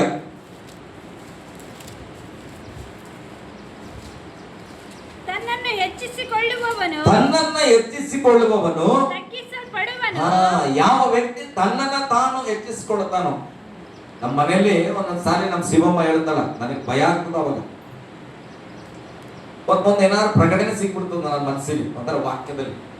ಅವಾಗ ನಾನು ಪ್ರಶ್ನೆ ಮೇಲೆ ಪ್ರಶ್ನೆ ಕೇಳ್ತೇನೆ ಮನೆಯಲ್ಲಿ. ಯಾಕೆ ನನಗೇನೋ ಗೊತ್ತಾಗ್ತಿದೆಯಲ್ಲ, ಅದನ್ನ ಹೇಳ್ಬೇಕು ನಾನೀಗ ಅಂತೇಳಿ. ಅವಾಗ ಹೇಳಿದ್ರೆ, ಚಿನ್ನು ಹಿಂಗ ಮಾತಾಡೋಣ ದೇವ್ರು ಅಂದ್ರೆ ಹೆಚ್ಚಿಸ್ಕೋಬೇಡ, ಹೆಚ್ಚಿಗೆ ಹಿಂಗೆ ಅಂತಾರ. ತನ್ನನ್ನು ತಾನು ಹೆಚ್ಚಿಸ್ಕೊಳ್ಳೋನು ತಗ್ಗಿಸಲ್ಪಡ್ತಾನೆ. ಯಾಕೆ ಆ ಹೃದಯದಲ್ಲಿ ವಾಕ್ಯ ಇದೆ, ಗಂಡನ ಮೇಲೆ ಪ್ರೀತಿ, ನನ್ನ ಗಂಡ ಹೆಚ್ಚಿಸ್ಕೊಂಡು ಬಿದ್ದು ಹೋಗ್ಬಾರ್ದು. ಅದಕ್ಕೆ ಹೇಳ್ತಾರೆ, ತನ್ನನ್ನು ತಾನು ಹೆಚ್ಚಿಸಿಕೊಳ್ಳುವನು ತಗ್ಗಿಸಲ್ಪಡ್ತಾನೆ. ಅವಾಗ ಏನ್ ಮಾಡ್ಬೇಕು? ಯಪ್ಪ ಬೇಡ ಸ್ವಾಮಿ, ನಾನು ತಗ್ಗಿಸ್ಕೊಳ್ತೇನೆ. ಯಾಕೆ ಬೈಬಲ್ ಹೇಳ್ತದೆ, ತನ್ನನ್ನು ತಾನು ಹೆಚ್ಚಿಸ್ಕೊಳ್ಬಾರ್ದು. ನಾನು ಮಾಡಿದ್ದೇನೆ, ನಾನು ಹಂಗೆ, ನಾನು ಈ ರೀತಿ, ನನ್ನ ಬಗ್ಗೆ ನಿನಗೆ ಗೊತ್ತಿಲ್ಲ. ನಿನ್ನ ಬಗ್ಗೆ ಬೇರೆಯವರು ಮಾತನಾಡಬೇಕು ಹೊರತು ನಿನ್ನನ್ನು ನೀನೇ ಹೆಚ್ಚಿಸಿಕೊಳ್ಳಬಾರದು. ಹಲ್ಲೆಲೂಯಾ. ಬೈಬಲ್ ಹೇಳ್ತದೆ, ಯಾವ ವ್ಯಕ್ತಿ ತನ್ನನ್ನು ತಾನು ಹೆಚ್ಚಿಸಿಕೊಳ್ಳುತ್ತಾನೋ ಅವನು ತಗ್ಗಿಸಲ್ಪಡುವನು. ಅದಕ್ಕೆ ಗರ್ವಿಷ್ಠರು ಬಿದ್ದು ಹೋಗುವರು. ಬೈಬಲ್ ಹೇಳ್ತದೆ, ಗರ್ವಿಷ್ಠರು ಹೇಳಲಾರದಂತೆ ಬಿದ್ದು ಹೋಗುವರು. ಅದೇ ನಾವು ಏನಾದರೂ ನೀತಿವಂತರಾಗಿದ್ದರೆ ಅವರು ಬಿದ್ದರೂ ಕೂಡ ಹೇಳಲಾರದೆ ಇರುವರು ಎಂಬುದಾಗಿ. ಹಲ್ಲೆಲೂಯಾ. ಗಟ್ಟಿಯಾಗಿ ಹಲ್ಲೆಲೂಯಾ. ಮುಂದೆ ವಚನಾಗೆ, ತನ್ನನ್ನು ತಾನು ತಗ್ಗಿಸಿಕೊಳ್ಳುವವನು ಹೆಚ್ಚಿಸಲ್ಪಡುವನು. ಯಾರು ಹೇಳ್ಬಾರ್ದು ಪ್ರೇಮ್ ನಮ್ಗೆ ಸ್ವಲ್ಪ ತಗ್ಗಿ ನಡಿಯಪ್ಪ ಅಂತ ಯಾರು ಹೇಳ್ಬಾರ್ದು. ನಮ್ಮಷ್ಟಕ್ಕೆ ನಾವೇ ತಗ್ಗಿಸ್ಕೊಳ್ಬೇಕು, ನಮ್ಮಷ್ಟು ನಾವೇ ವಿನಯತೆಗೆ ಬರಬೇಕು, ವಿಧೇಯತೆಗೆ ಬರಬೇಕು. ಇವತ್ತು ಅನೇಕರು ನೋಡುವಾಗ ಯೌವನಸ್ಥ ಮಕ್ಕಳ ಜೀವಿತ ಯಾಕೆ ಅರ್ಧದಲ್ಲಿ ಆಗಿ ಹೋಗ್ತಾ ಇದೆ, ಅನೇಕರಿಗೆ ಮರಣಗಳು, ಅನೇಕರಿಗೆ ರೋಗ, ಅನೇಕರಿಗೆ ಒಳ್ಳೆ ಎಜುಕೇಶನ್ ಇದ್ದವ್ರು ಇವತ್ತು ಏನ್ ಮಾಡಕ್ ಆಗ್ತಾ ಇಲ್ಲ, ಸರ್ಟಿಫಿಕೇಟ್ ಅಲಿತಾ ಇದ್ದಾರೆ. ಕಾರಣ ಏನ್ ಗೊತ್ತಾ? ತನ್ನಲ್ಲಿ ಇರತಕ್ಕಂಥ ಒಂದು ಗರ್ವ, ಹೆಚ್ಚಳ. ಕೆಲವರು ಏನ್ ಒಬ್ಬೊಬ್ಬರು ನೋಡ್ತೇವೆ, ದೊಡ್ಡ ದೊಡ್ಡ ಸ್ಟಡೀಸ್ ಅನ್ನ ಮಾಡಿ ಏನೋ ಒಂದು ಕೆಲಸ ಮಾಡಿ ಬದುಕ್ತಾ ಇರ್ತಾರೆ. ಕೆಲವರು ಒಂದು ಡಿಗ್ರಿ ಮುಗಿದು ಬಿಟ್ರೆ ಜೀವನ ಪೂರ್ತಿ ಕೆಲಸ ಮಾಡಲ್ಲ. ಯಾಕಂದ್ರೆ ನನಗೆ ಯಾವ್ದು ಕೆಲಸ ಸಿಕ್ಕಿಲ್ಲ, ಅಲ್ಲಲ್ಲಿ ಯಾವ್ದು ಕೆಲಸ ಸಿಕ್ಕಿಲ್ಲ ಅಂದ್ರೆ ಹಾಗಾದ್ರೆ ನೀನು ಓದಿ ಯಾವ್ದೋ ಒಂದು ಓದಿ ಆ ಕೆಲಸ ಸಿಕ್ಕಿಲ್ಲ ಅಂತೇಳಿ ಊಟ ಮಾಡ್ತಾ ಇಲ್ಲ. ಊಟ ಮಾಡ್ತೇವೆ, ನಿದ್ದೆ ಮಾಡಲ್ವಾ? ನಿದ್ದೆ ಮಾಡ್ತೇವೆ, ಕೆಲಸ ಯಾಕೆ ಮಾಡಲ್ಲ? ಅಲ್ಲೆಲ್ಲೂ ಬೈಬಲ್ ಹೇಳ್ತದೆ, ತನ್ನನ್ನು ತಾನು ಹೆಚ್ಚಿಸಿಕೊಳ್ಳುವನು ತಗ್ಗಿಸಲ್ಪಡುವನು, ತನ್ನನ್ನ ತಗ್ಗಿಸಿಕೊಳ್ಳುವನನ್ನ ದೇವರು ಹೆಚ್ಚಿಸಲ್ಪಡುವನು ಎಂಬುದಾಗಿ. ಹಲ್ಲೆಲೂಯ. ಮನೆಯಲ್ಲಿ ನಾನು ಮಾತಾಡ್ತಾ ಇದ್ದೆ ನಿನ್ನೆ ದಿನ, ಪರಿಶ್ರಮ ಅಕಾಡೆಮಿ ಅಂತೇಳಿ ಒಬ್ಬ ಪ್ರದೀಪ್ ಈಶ್ವರ್ ಇವತ್ತು MLA ಆಗ್ಯಾರ. ಅವರು ಸೆಕೆಂಡ್ PUC ಮಾತ್ರ ಓದಿರೋದು. ಎಷ್ಟು ಓದ್ರಿ? ಸೆಕೆಂಡ್ PUC ಮಾತ್ರ ಓದರು. ಸೆಕೆಂಡ್ PUC ಓದಿ ಅವರು ಡಾಕ್ಟರ್ MBBS ಸ್ಟೂಡೆಂಟ್ಗಳಿಗೆಲ್ಲ ಟೀಚಿಂಗ್ ಮಾಡ್ತಾರೆ. ಬಹಳ ಆಶ್ಚರ್ಯ ಅದು ನೋಡುವಾಗ. ನಿಜವಾಗಿ ಅವರಲ್ಲಿ ಓದಂತ 100 ಜನ ಜಾಬಲ್ಲಿ ಹೋಗ್ತಾ ಇದ್ದಾರೆ. ಅವರಿಗೆ MLA ಕೂಡ ಆಗಿದ್ದಾರೆ, ಒಂದು ಕ್ಷೇತ್ರದಲ್ಲಿ ಗೆದ್ದು MLA ಆಗಿದ್ದಾರೆ. ಅವ್ರ ವೈಯಕ್ತಿಕವಾದ ಜೀವಿತ ಬೇರೆ, ಆದ್ರೆ ಆ ಸಾಧನೆ ಬಹಳ ದೊಡ್ಡದು. ಒಂದ್ಸಾರಿ ಇಂಟರ್ವ್ಯೂ ಕರೆಸಿದ್ರು, ಟಿವಿಯಲ್ಲಿ ಕರೆಸಿದ್ರು, ಕೂತರು. ಎಲ್ಲ ಎಜುಕೇಶನ್ ಉಳ್ಳಂತವ್ರು ಎದುರುಗಡೆ ಕೂತ್ಕೊಂಡು ಅವ್ರಿಗೆ ಡಿಬೇಟ್ ಮಾಡ್ಲಿಕ್ಕೆ ಸ್ಟಾರ್ಟ್ ಮಾಡಿದ್ರು. ಏನಂತಂದ್ರೆ, ಒಮ್ಮ ಕೇಳಿದ್ರು, ನೀವು PUC ಓದ್ಕೊಂಡು ಹೇಗೆ MBBS ಡಿಗ್ರಿ ಲೆವೆಲ್ ಅವ್ರಿಗೆ ನೀವು ಹೇಗೆ ಪಾಠ ಮಾಡ್ತೀರಿ? ನೀವು ಅಪರಾಧ ಮಾಡ್ತಾ ಇದ್ದೀರಿ, ನಿಮ್ಮ ಹತ್ರ ಯಾವುದೇ ಸರ್ಟಿಫಿಕೇಟ್ ಇಲ್ಲ, ಟೀಚರ್ ಸರ್ಟಿಫಿಕೇಟ್, ನೀವು ಹೇಗೆ ಟೀಚಿಂಗ್ ಮಾಡ್ತೀರಿ ಅಂತ ಅವನಿಗೆ ಪ್ರಶ್ನೆ ಇತ್ತು. ಅದಕ್ಕೆ ಅವರು ಮಾತಾಡಿದ ಮಾತೇಗಿತ್ತಂದ್ರೆ, ಅಕ್ಕ ನೀವೇನು ಸ್ಟಡಿ ಮಾಡ್ಕೊಂಡಿದ್ದೀರಿ ಅಂತ ಕೇಳಿದ್ರು. ಅದಕ್ಕೆ ಅವ್ರು ಹೇಳಿದ್ರು, MBBS ಗಿಂತ ಹೆಚ್ಚಾಗಿ ಓದಿದಂತ ಒಬ್ಬ ಲೇಡಿ. ಆಗ ಅವ್ರು ಕೇಳಿದ್ದೇನು ಗೊತ್ತಾ, ಪ್ರದೀಪ್ ಈಶ್ವರ್ ಅವರು, ಓಕೆ ಅಕ್ಕ ನಂದು ತಪ್ಪೆ, ನಾನು ಸೆಕೆಂಡ್ PUC ಓದಿದ್ದೇನೆ, PUC ಸ್ಟೂಡೆಂಟ್ ಟೀಚ್ ಮಾಡೋದು ತಪ್ಪೆ, ಒಪ್ಕೊಳ್ಳೋಣ, ಆಯ್ತು. ನೀವೀಗ MBBS ಓದಿದ್ರಲ್ಲ, ಅದ್ರಲ್ಲಿ ಫಸ್ಟ್ ಲೆಸನ್ ಅಲ್ಲಿ ಏನ್ ಬರ್ತದೆ ಸ್ವಲ್ಪ ಅದನ್ನ ಹೇಳ್ರಿ ಅಂತ ಕೇಳಿದ್ರು. ಈಗ ಹೇಳ್ಬೇಕೇ ಇಲ್ಲ? ಹೇಳ್ಬೇಕಲ್ಲ? ಅಯ್ಯಮ್ಮ ಇಲ್ಲ, ನನ್ನ ಪ್ರಶ್ನೆಗೆ ನೀವು ಆನ್ಸರ್ ಮಾಡ್ರಿ, ನೀವು ರಾಂಗ್ ಕ್ವಶನ್ ಕೇಳ್ತಾ ಇದ್ರಿ ಅಂತ. ಇಲ್ಲಮ್ಮ ನೀವು ಹೇಳ್ರಿ ಅಕ್ಕ, ನೀವು ಹೇಳ್ರಿ ಅಂದ್ರೆ ಅಯ್ಯಮ್ಮ ಹೇಳಂಗಿಲ್ಲ. ಅಯ್ಯಮ್ಮ ಹೇಳೋದಿಲ್ಲ. ಈ ಕಡೆ ಪ್ರದೀಪ್ ಈಶ್ವರ್ ಏನ್ ಮಾಡ್ತಾರೆ, ಅದ್ರ ಟೀಚಿಂಗ್ ಅನ್ನ ಪ್ರಾರಂಭ ಮಾಡ್ತಾರ. ಬುಕ್ ಇಲ್ಲ, ಏನಿಲ್ಲ, ಬಾಯಲ್ಲಿ ಇಂಗ್ಲಿಷ್ ಅಲ್ಲಿ ಟಪ ಟಪ ಟಪ ಟಪ ಅಂತ ಒಂದು ಲೆಸನ್ ಕೊಟ್ಟು ಮಾತಾಡ್ತಾರೆ. ಎಲ್ಲರೂ ಕ್ಲಾಪ್ಸ್ ಆಗ್ತಾರೆ. ಅದಕ್ಕೆ ಅವ್ರು ಹೇಳ್ತಾರ, ಟೀಚಿಂಗ್ ಮಾಡಕ್ಕೆ ಸರ್ಟಿಫಿಕೇಟ್ ಎಲ್ಲ ಮುಖ್ಯ, ಜ್ಞಾನ ಮುಖ್ಯ. ಅಯ್ಯಮ್ಮನ ಹತ್ರ ಏನಿದೆ, MBBS ಪಾಸ್ ಆಗಿರುವಂತ ಸರ್ಟಿಫಿಕೇಟ್ ಇದೆ, ಆದ್ರೆ ಅದರ ಒಳಗೆ ಇರಬೇಕಾದಂತ ವಿಷಯ ಆಕೆ ತಲೆಯಲ್ಲಿಲ್ಲ. ಈತನ ಹತ್ರ ಸರ್ಟಿಫಿಕೇಟ್ ಇಲ್ಲ, ಆದ್ರೆ ಆ ಬುಕ್ ಅಲ್ಲಿರುವ ಎಲ್ಲ ಜ್ಞಾನ ಇದೆ. ಅದಕ್ಕೆ ಅದನ್ನ ಸರಿಯಾಗಿ ಟೀಚ್ ಮಾಡ್ತಾ ಇದ್ದಾನೆ. ಅಲ್ಲಿ ಓದಂತ ಎಲ್ಲ ಸ್ಟೂಡೆಂಟ್ಗಳು ಕೂಡ ಪಾಸ್ ಆಗ್ತಾ ಇದ್ದಾರೆ. ಹಲ್ಲೆಲೂಯಾ. ಗಟ್ಟಿಯಾಗಿ ಹಲ್ಲೆಲೂಯ.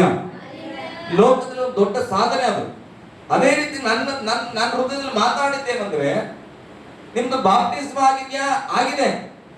ಯಾವಾಗ್ರಿ? 2018 2080 ಆಗಿದ್ರಿ ನಾನು. ಹಲ್ಲೆಲೂಯಾ. 1980 ಆಗಿದೆ. ಸ್ತೋತ್ರ. ಸರ್ಟಿಫಿಕೇಟ್ ಇದೆನಾ? ಇದೆ. ಯಾವ ಪಾಸ್ಟರ್ ಕೊಟ್ರು? ಇಂಥ ಪಾಸ್ಟರ್ ಕೊಟ್ರು. ಅವ್ರು ರೆವರೆಂಟ್ ಇದ್ರು, ಬಿಷಪ್ ಇದ್ರು, ನೀರ್ನಲ್ಲಿ ಮುಳುಗಿ ಮುಳುಗಿದ್ದಾರೆ, ಫೋಟೋ ಹೊಡೆಸ್ಕೊಂಡಿದ್ದಾರೆ, ಆಯ್ತು, ಎಲ್ಲ ಇಟ್ಕೊಂಡಿದ್ವಿ. ಆದ್ರೆ ನೀತಿವಂತಿಕೆ ಇದೆನಾ ನಿಮ್ ಜೀವಿತದಲ್ಲಿ? ಪರಿಶುದ್ಧತೆ ಇದೆನಾ? ಇಲ್ಲ. ಹಾಗಾದ್ರೆ ದೇವರು ಸರ್ಟಿಫಿಕೇಟ್ ನೋಡಿ ಕರೀತಾನ, ಜೀವನ ನೋಡಿ ಕರೀತಾನ? ಸರ್ಟಿಫಿಕೇಟ್ ತೋರಿಸಿದ್ರೆ ಆ MBBS ಹೋಗಿ ಸ್ಟೂಡೆಂಟ್ಸ್ಗೆಲ್ಲ ನೋಡ್ರಿ, ನಾನು MBBS ಲೆಕ್ಚರ್ ಇದ್ದೇನೆ ತೋರಿಸಿದ್ರೆ ಆ ಸ್ಟೂಡೆಂಟ್ಸ್ ಎಲ್ಲ ಹೋಗಿ ರ್ಯಾಂಕ್ ಅಲ್ಲಿ ಬರ್ತಾರ? ಸರ್ಟಿಫಿಕೇಟ್ ಆ ಕಡೆ ಇಕ್ಕಪ್ಪ, ನೀನ್ ಟೀಚಿಂಗ್ ಮಾಡ, ಅದನ್ನ ಅವ್ರು ಕಲ್ತಿದ್ರೆ ಅವ್ರು ರ್ಯಾಂಕ್ ಅಲ್ಲಿ ಬರ್ತಾರ. ಹಲ್ಲೆಲೂಯಾ. ದೇವರು ಹಾಗೆ ಹೇಳ್ತಾನ, ಅಯ್ಯ ನಾನು ಪಾಸ್ಟರ್ ಇದ್ದಿದ್ದೆ, ಬಾಜಿಗೆ ಪಾಸ್ಟರ್ ಲೇಬಲ್ ಆ ಕಡೆ ಇತ್ತು, ನಾನು ವಿಶ್ವಾಸಿ ಇದ್ದಿದ್ದೆ, ನಾನು 10 ವರ್ಷ ಚರ್ಚ್, ಅದೆಲ್ಲ ಪಕ್ಕಕ್ಕೆ ಇತ್ತು. ನೀನ್ ಹೆಂಗ ಜೀವಿಸಿದಿ? ಹಲ್ಲೆಲೂಯಾ.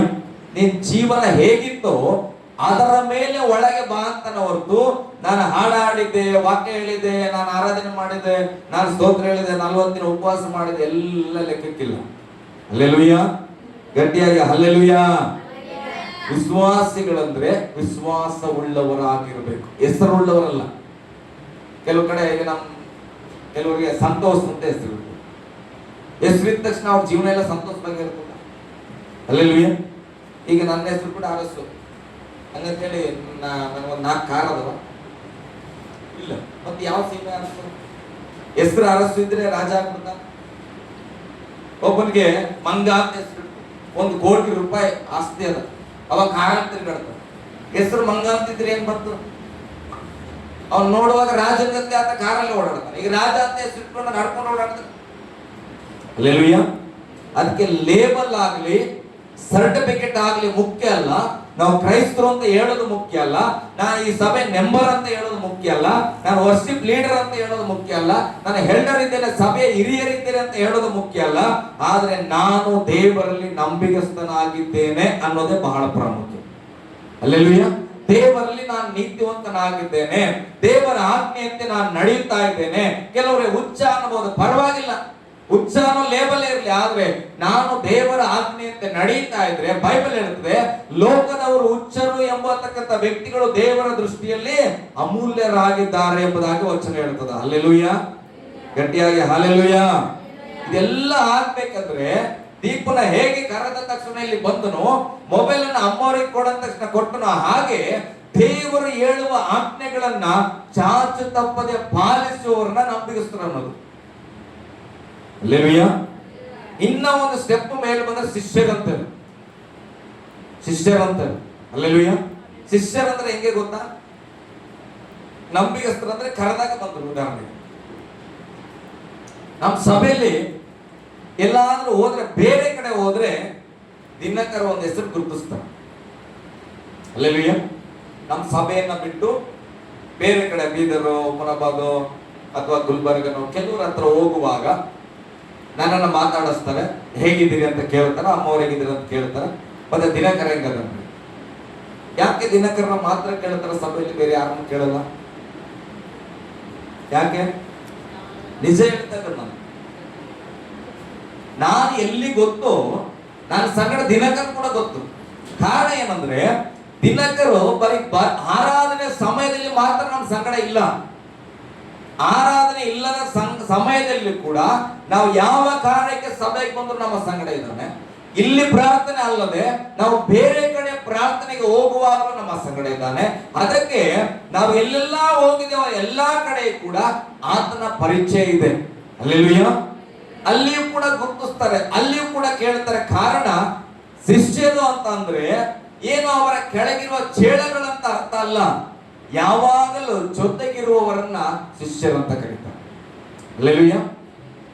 ಕೆಲವು ಕಡೆ ನಾನು ನೋಡ್ತೇನೆ, ನಾನು ವಾಕ್ಯ ಹೇಳುವಾಗ ಒಂದೊಂದ್ಸಲ ಭಯಂಕರ ಪಸಿನ ಬರ್ತಾರೆ. ನಾನು ದಿನಕರಿಗೆ ದಸ್ತಿ ಕೊಡ್ಮಗ ಅಂತ ಯಾವತ್ತು ನಾನು ಸಿಗ್ನಲ್ ಮಾಡಿಲ್ಲ, ದಸ್ತಿ ಅಂತ ನಾನು ಮಾಡಿಲ್ಲ. ಆಟೋಮೆಟಿಕ್ ಆಗಿ ಏನ್ ಮಾಡ್ತಾನ, ತಗೊಂಡು ಬಂದು ದಸ್ತಿ ಇಟ್ಟು ಹೋಗ್ಬಿಡ್ತಾನ. ಅಲ್ಲೆಲೂಯ. ನಾನು ಅವನ್ನ ಕೇಳಿಲ್ಲ, ಅವನು ಯಾಕೆ ಇಲ್ಲಿ ತಂದು ಕೊಟ್ಟನು. ಶಿಷ್ಯತ್ವ ಅನ್ನುವಂಥದ್ದು ಹೇಗೆ ಗೊತ್ತಾ? ನಾನು ಹೇಳದೆ ಹೋದ್ರು ನನ್ನ ಭಾವನೆಗಳನ್ನ ಅರಿತುಕೊಳ್ಳುವವನೇ ನಿಜವಾದ ಶಿಷ್ಯ. ಅಲ್ಲೆಲೂಯ. ಹಾಗೆ ನಾವು ದೇವರ ಶಿಷ್ಯರಾಗಿದ್ದೇವಂದ್ರೆ ದೇವರು ನನಗೆ ಹೇಳಬೇಕಾಗಿಲ್ಲ ಜನರಿಗೆ ಪ್ರಾರ್ಥನೆ ಮಾಡತ್ತ, ನಾನೇ ಅರ್ಥ ಮಾಡ್ಕೊಳ್ಬೇಕು ನನ್ನ ದೇವರ ಹೃದಯ ಏನ್ ಬಯಸ್ತಾ ಇದೆ, ನನ್ನ ದೇವರ ಹೃದಯ ಇವತ್ತು ಏನನ್ನು ಕೇಳ್ತಾ ಇದೆ. ನಾವೇ ಅಂಡರ್ಸ್ಟ್ಯಾಂಡಿಂಗ್ ಮಾಡಿಕೊಂಡು ದೇವರ ಅರಸೆ ಜಪ ಮಾಡಂತ ಹೇಳೋದಕ್ಕಿಂತ ಮುಂಚೆ ಮೊಳಕಾಲ ಹಚ್ಚುತ್ತೇವಲ್ಲ, ಆತನು ನಿಜವಾದ ದೇವರ ಶಿಷ್ಯ. ಅಲ್ಲೆಲೂಯ.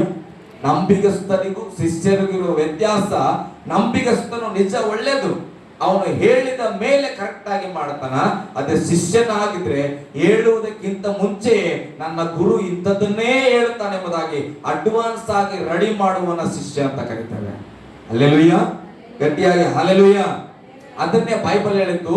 ಮತ್ತಾಯನ ಸುವಾರ್ತೆ 28, 18, 19, 20 ಓದುವಾಗ ಲೋಕದ ಕಟ್ಟ ಕಡೆಯವರೆಗೆ ಹೊರಟು ಹೋಗಿರಿ, ಸುವಾರ್ತೆಯನ್ನ ಸಾರಿರಿ, ನಂಬುವವರಿಗೆ ನೀರಿನಿಂದ ದೀಕ್ಷಾ ಸ್ಥಾನವನ್ನ ಕೊಡಿರಿ, ಅವರಿಗೆ ಉಪದೇಶಗಳನ್ನ ಮಾಡಿರಿ, ಆ ಉಪದೇಶಗಳನ್ನ ಕಾಯ್ದುಕೊಳ್ಳುವಂತೆ ಅವರಿಗೆ ನೆನಪು ಮಾಡಿಕೊಡ್ರಿ. ಇಗೋ ಯುಗದ ಸಮಾಪ್ತಿಯವರೆಗೂ ನಾನು ನಿಮ್ಮ ಸಂಗಡ ಇರುತ್ತೇನೆ. ಅವರನ್ನ ಶಿಷ್ಯರನ್ನಾಗಿ ಮಾಡಿ. ಶಿಷ್ಯರಾಗ್ಬಿಟ್ರಂದ್ರೆ ಹೋಗಂತ ಹೇಳ್ಬೇಕಾಗಿಲ್ಲ, ಬಾ ಅಂತ ಕರಿಬೇಕಾಗಿಲ್ಲ, ಅವ್ರು ಯಾವಾಗ್ಲೂ ಜೊತೆಗಿರ್ತಾರ. ಇವತ್ತು ನಾವು ಹೇಗೆ ಒಬ್ಬ ಪಾಸ್ಟರ್ ಜೊತೆ ನನಗಾಗಿ ದಿನಕರಷ್ಟು ಪ್ರೀತಿ ಮಾಡಿ ಎಲ್ಲಿಗೆ ನನಗೆ ಒಂದ್ಸಲ ಮುಜುಗರ ಆಗ್ತದೆ ಮನೇಲಿ. ಹಂಗೆ ನಾನು ಪಾಸ್ಟರ್ ಅವನು ಫೋನ್ ಹಚ್ಚೋಗೆ ಬ್ಯಾಡ ಬಿಡಮ್ಮ ಈಗ ಅಂತ. ಕೆಲವು ಸಾರಿ ಕಾಲ್ ಮಾಡ್ಲಿಕ್ಕೆ ಈಗ ಬ್ಯಾಡ ಬಿಡು, ಮತ್ತೆ ಹಚ್ಚಬೇಡ ಬಿಡು ಅಂತೀವಿ. ಯಾಕೆ? ಎಷ್ಟು ಸಾರಿ ಹಚ್ತಾ ಇದ್ದೇವೆ? ಪದೇ ಪದೇ ಹಚ್ಚಿದ್ರೆ ಅವನ ಮನಸ್ಸಿಗೆ ಏನಾಗ್ಬೋದು ಗೊತ್ತಿಲ್ಲ, ಅವನ ಮನಸ್ಸಲ್ಲಿ. ಆದ್ರೆ ನಾವು ಅನ್ಕೊಳ್ತೇವೆ ಪದೇ ಪದೇ ಹಚ್ಚಿ ಅವನಿಗೆ ಡಿಸ್ಟರ್ಬ್ ಮಾಡ್ತಾನೆ. ಅಲ್ಲೆಲೂಯ್ಯ. ಅಂದ್ರೆ ಯಾಕೆ? ಯಾವಾಗ ನಾವು ಹತ್ತಿರದಲ್ಲಿ ಇರ್ತೇವೋ ಆವಾಗ ಎಲ್ಲ ಕೆಲಸಗಳು ಅರ್ಥ ಆಗ್ತದೆ, ಎಲ್ಲ ದರ್ಶನಗಳು ಅರ್ಥ ಆಗ್ತದೆ.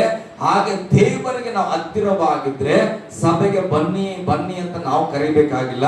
ದೇವರಿಗೆ ನೀನು ಶಿಷ್ಯನಾಗಿದ್ರೆ ಭಾನುವಾರ ಆದ ತಕ್ಷಣ ನೀನು ಆರಾಧನೆಗೆ ನೀನೇ ಬರ್ತೀನಿ. ಹಲ್ಲೆಲೂಯ್ಯ.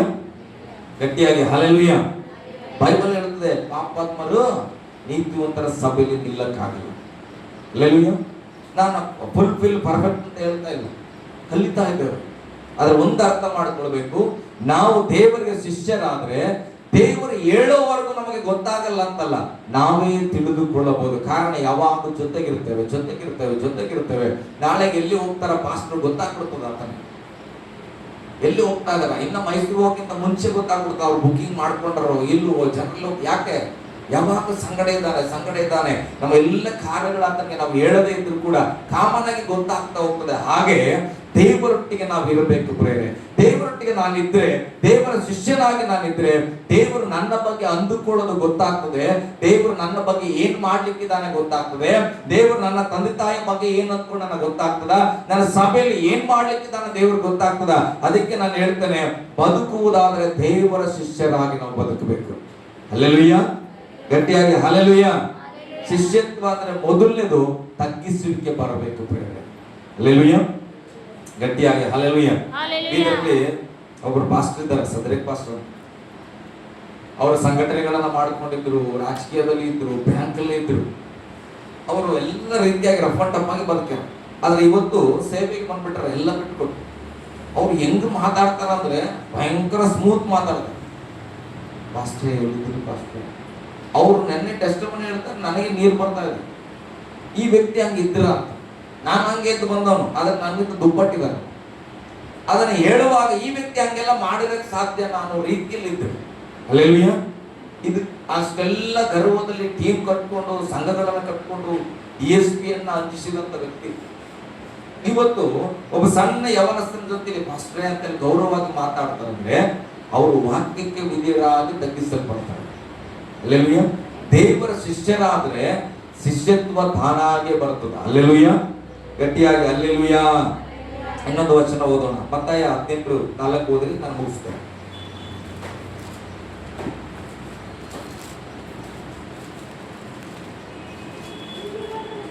ಹೀಗೆ ಇರುವುದರಿಂದ ಯಾವನು ಚಿಕ್ಕ ಮಗುವಿನಂತೆ ತನ್ನನ್ನು ತಗ್ಗಿಸಿಕೊಳ್ಳುತ್ತಾನೋ ಅವನೇ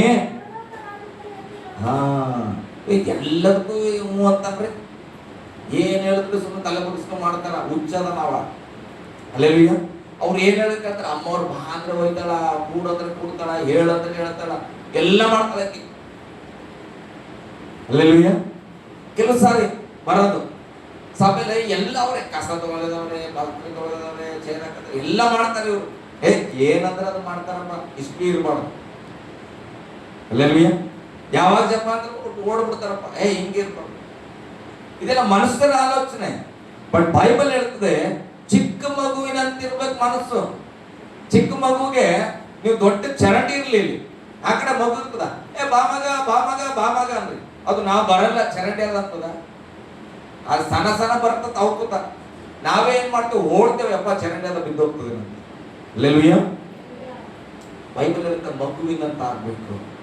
ಮಗು ಏನಾಗ್ತದೋ ಅದನ್ನ ಯೋಚಿಸಲ್ಲ, ನಮ್ಮಮ್ಮ ಕರೆಯಕತ್ತಲ್ಲ ಅಷ್ಟೇ, ಅದಕ್ಕೆ ಗೊತ್ತಿಲ್ಲ. ಆಕೆ ತಾಯಿ ನೋಡಿದ್ರೆ ಅದು ಕರೆಯೋದು ಬೇಡ ತಾಯಿ. ಆಕೆ ಯಾವ ಒಲೆ ಹತ್ರ ಇರಲಿ ಓಡಿ ಹೋಗ್ಬಿಡ್ತದ ಅದು ಮಗು ಬೆಂಕಿ ಹತ್ರ ಕೂಡ. ಯಾಕೆ? ನಮ್ಮಲ್ಲಿದಲ್ಲ. ಹಲ್ಲೆಲೂಯ್ಯ. ಅದನ್ನೇ ಬೈಬಲ್ ಚಿಕ್ಕ ಮಕ್ಕಳಂತಾಗದೆ ಹೋದ್ರೆ ದೇವರಾಜ್ಯ ಕಾಣಕ್ಕಾಗಲ್ಲ.